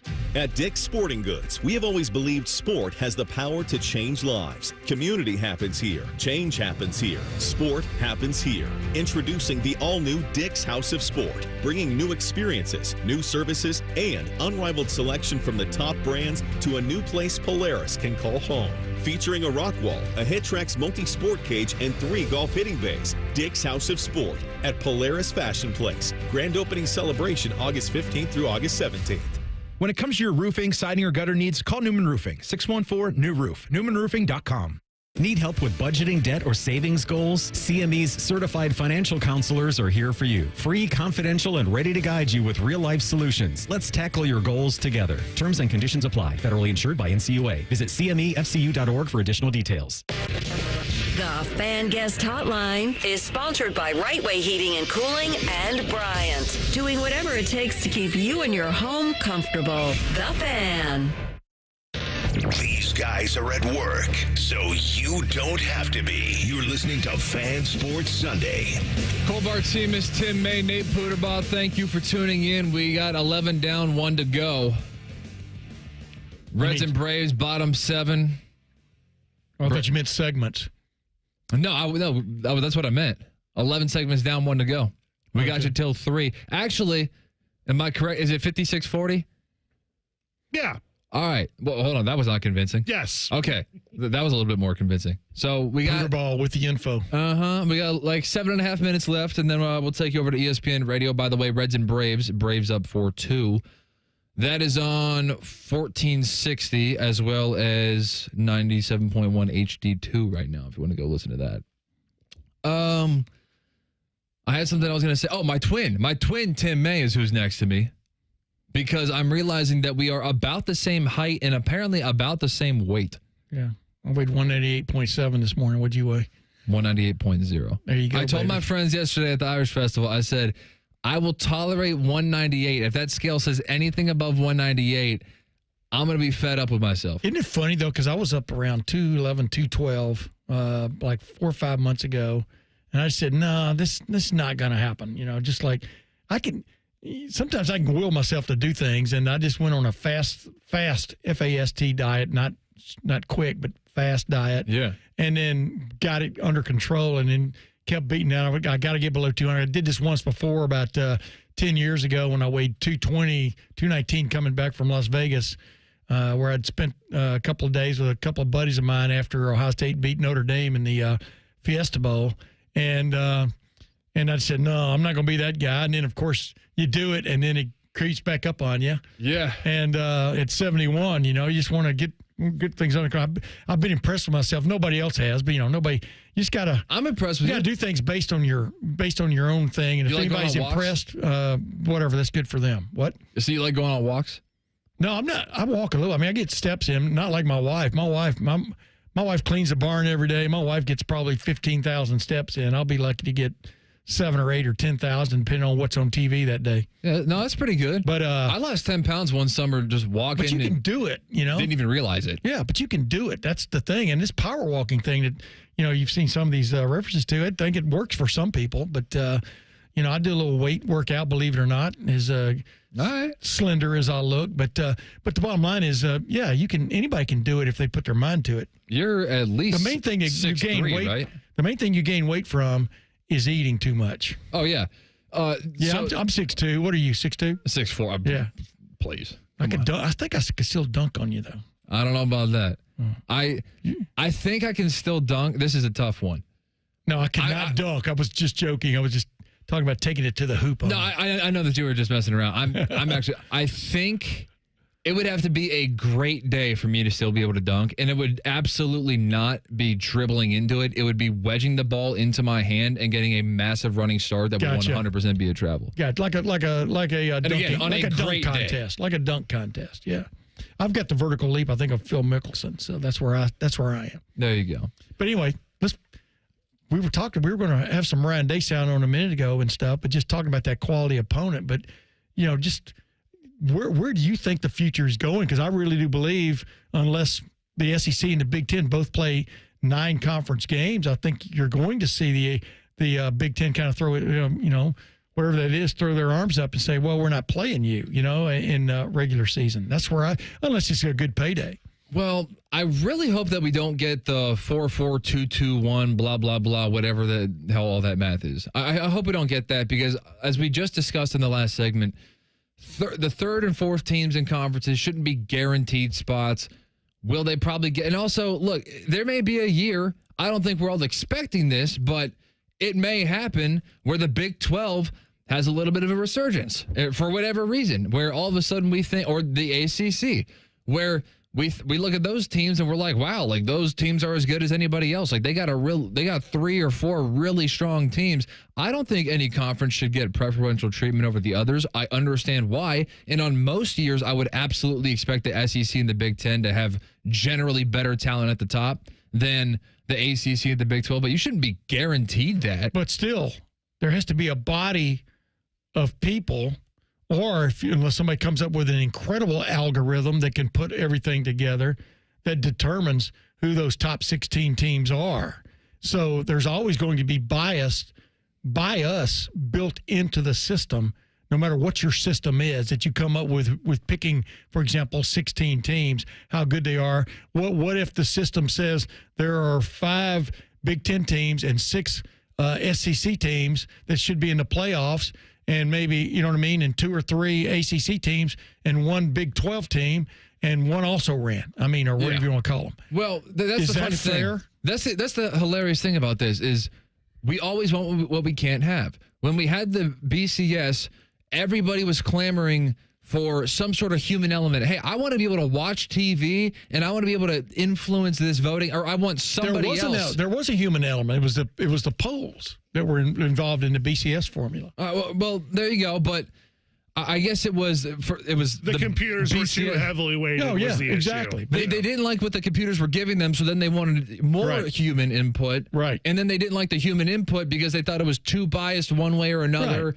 Right. It was too brand biased. It was too this. It was too that. And then it's like, man, if we just had a system where it's just like you punched in the numbers and then it gave you, we take out all this bias and let's just go just based on the stats. It's like, okay, that was a BCS, what you complain about. You know the line that makes me nauseous every time I've heard it replayed or think about it is Greg Sankey's "one of these things is not like the others." That line you had about the Southeastern Conference. I mean, give me a break. Southeastern Conference.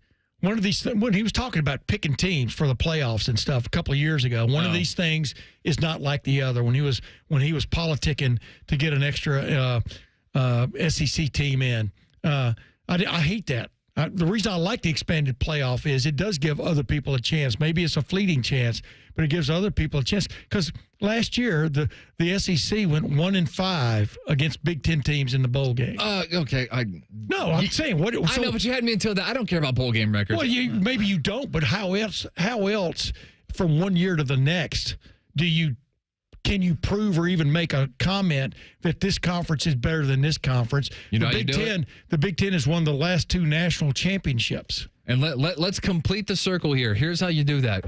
You play each other in the non-conference. Yeah. But, oops, we don't want to do that anymore. Oh, if you don't want to do that anymore, if in fact one conference is playing 8 conference games, the other's playing 9. Yeah. That's the argument. I think if they were both playing 9, you would see it happening quickly. And I think there was an argument that people were making when the playoffs expanded, like, oh, sweet, people won't care if they're losing games, so they'll schedule tough non-conference opponents. It's like, no. You can basically get half of a playoff berth with terrible conference opponents because you're already halfway there. But I would much rather see Texas and Ohio State on October 30th or whatever, or October 25th, than August 30th. Appreciate you tuning in. See you. Got to go. Bye. T-Bone and Tyvis are everything you want in a delicious breakfast. Lots of empty calories, no nutritional value. Weekday mornings from 6 to 9. The Fan. Are you ready for the ultimate entertainment experience?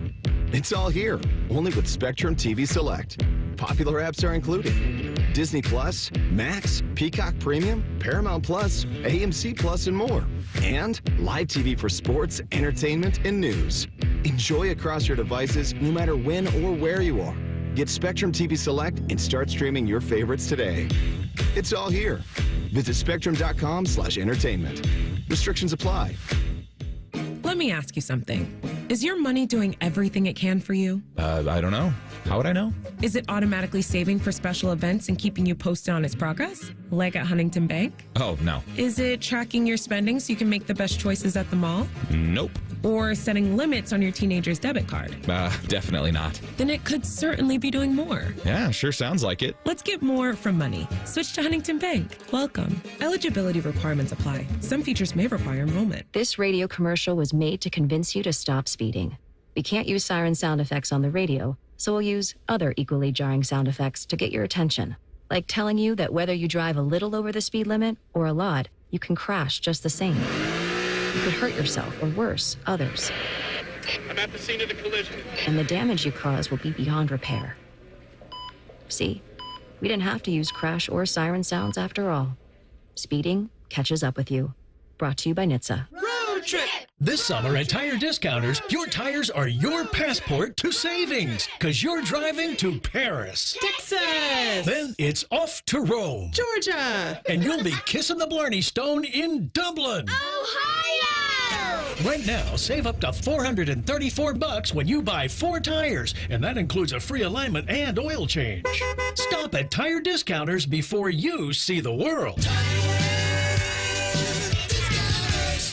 Hey, Ohio, Prime Sports has arrived, the only book where you can lay 108 instead of 110 on all your favorite teams. Football, baseball, basketball, and hockey. Why would you risk more to win the same amount at another sports book? Download the Prime Sports Ohio app or visit our website, primesportsbook.com. Get a welcome bonus to match your initial deposit up to $400 in bonus bets. And be a member of the Prime Sports family. Terms and conditions apply. Visit website for details. Must be 21 and present in Ohio. Gambling problem? Call 1-800-GAMBLER. 1-800-GOT-JUNK does 2 things differently. We repurpose a lot of the junk we haul away. So the donatables get donated to a family that needs them, and the recyclables get recycled. Your neighbors are happy, and the planet is healthy. What's number 2? We have enough trucks that we can come the day you call us. 1-800-GOT-JUNK is the world's largest junk removal service. And that's good for your neighbors, and for the planet. And for you, because we can come the day you call us. Call 1-800-GOT-JUNK. Or visit 1-800-GOT-JUNK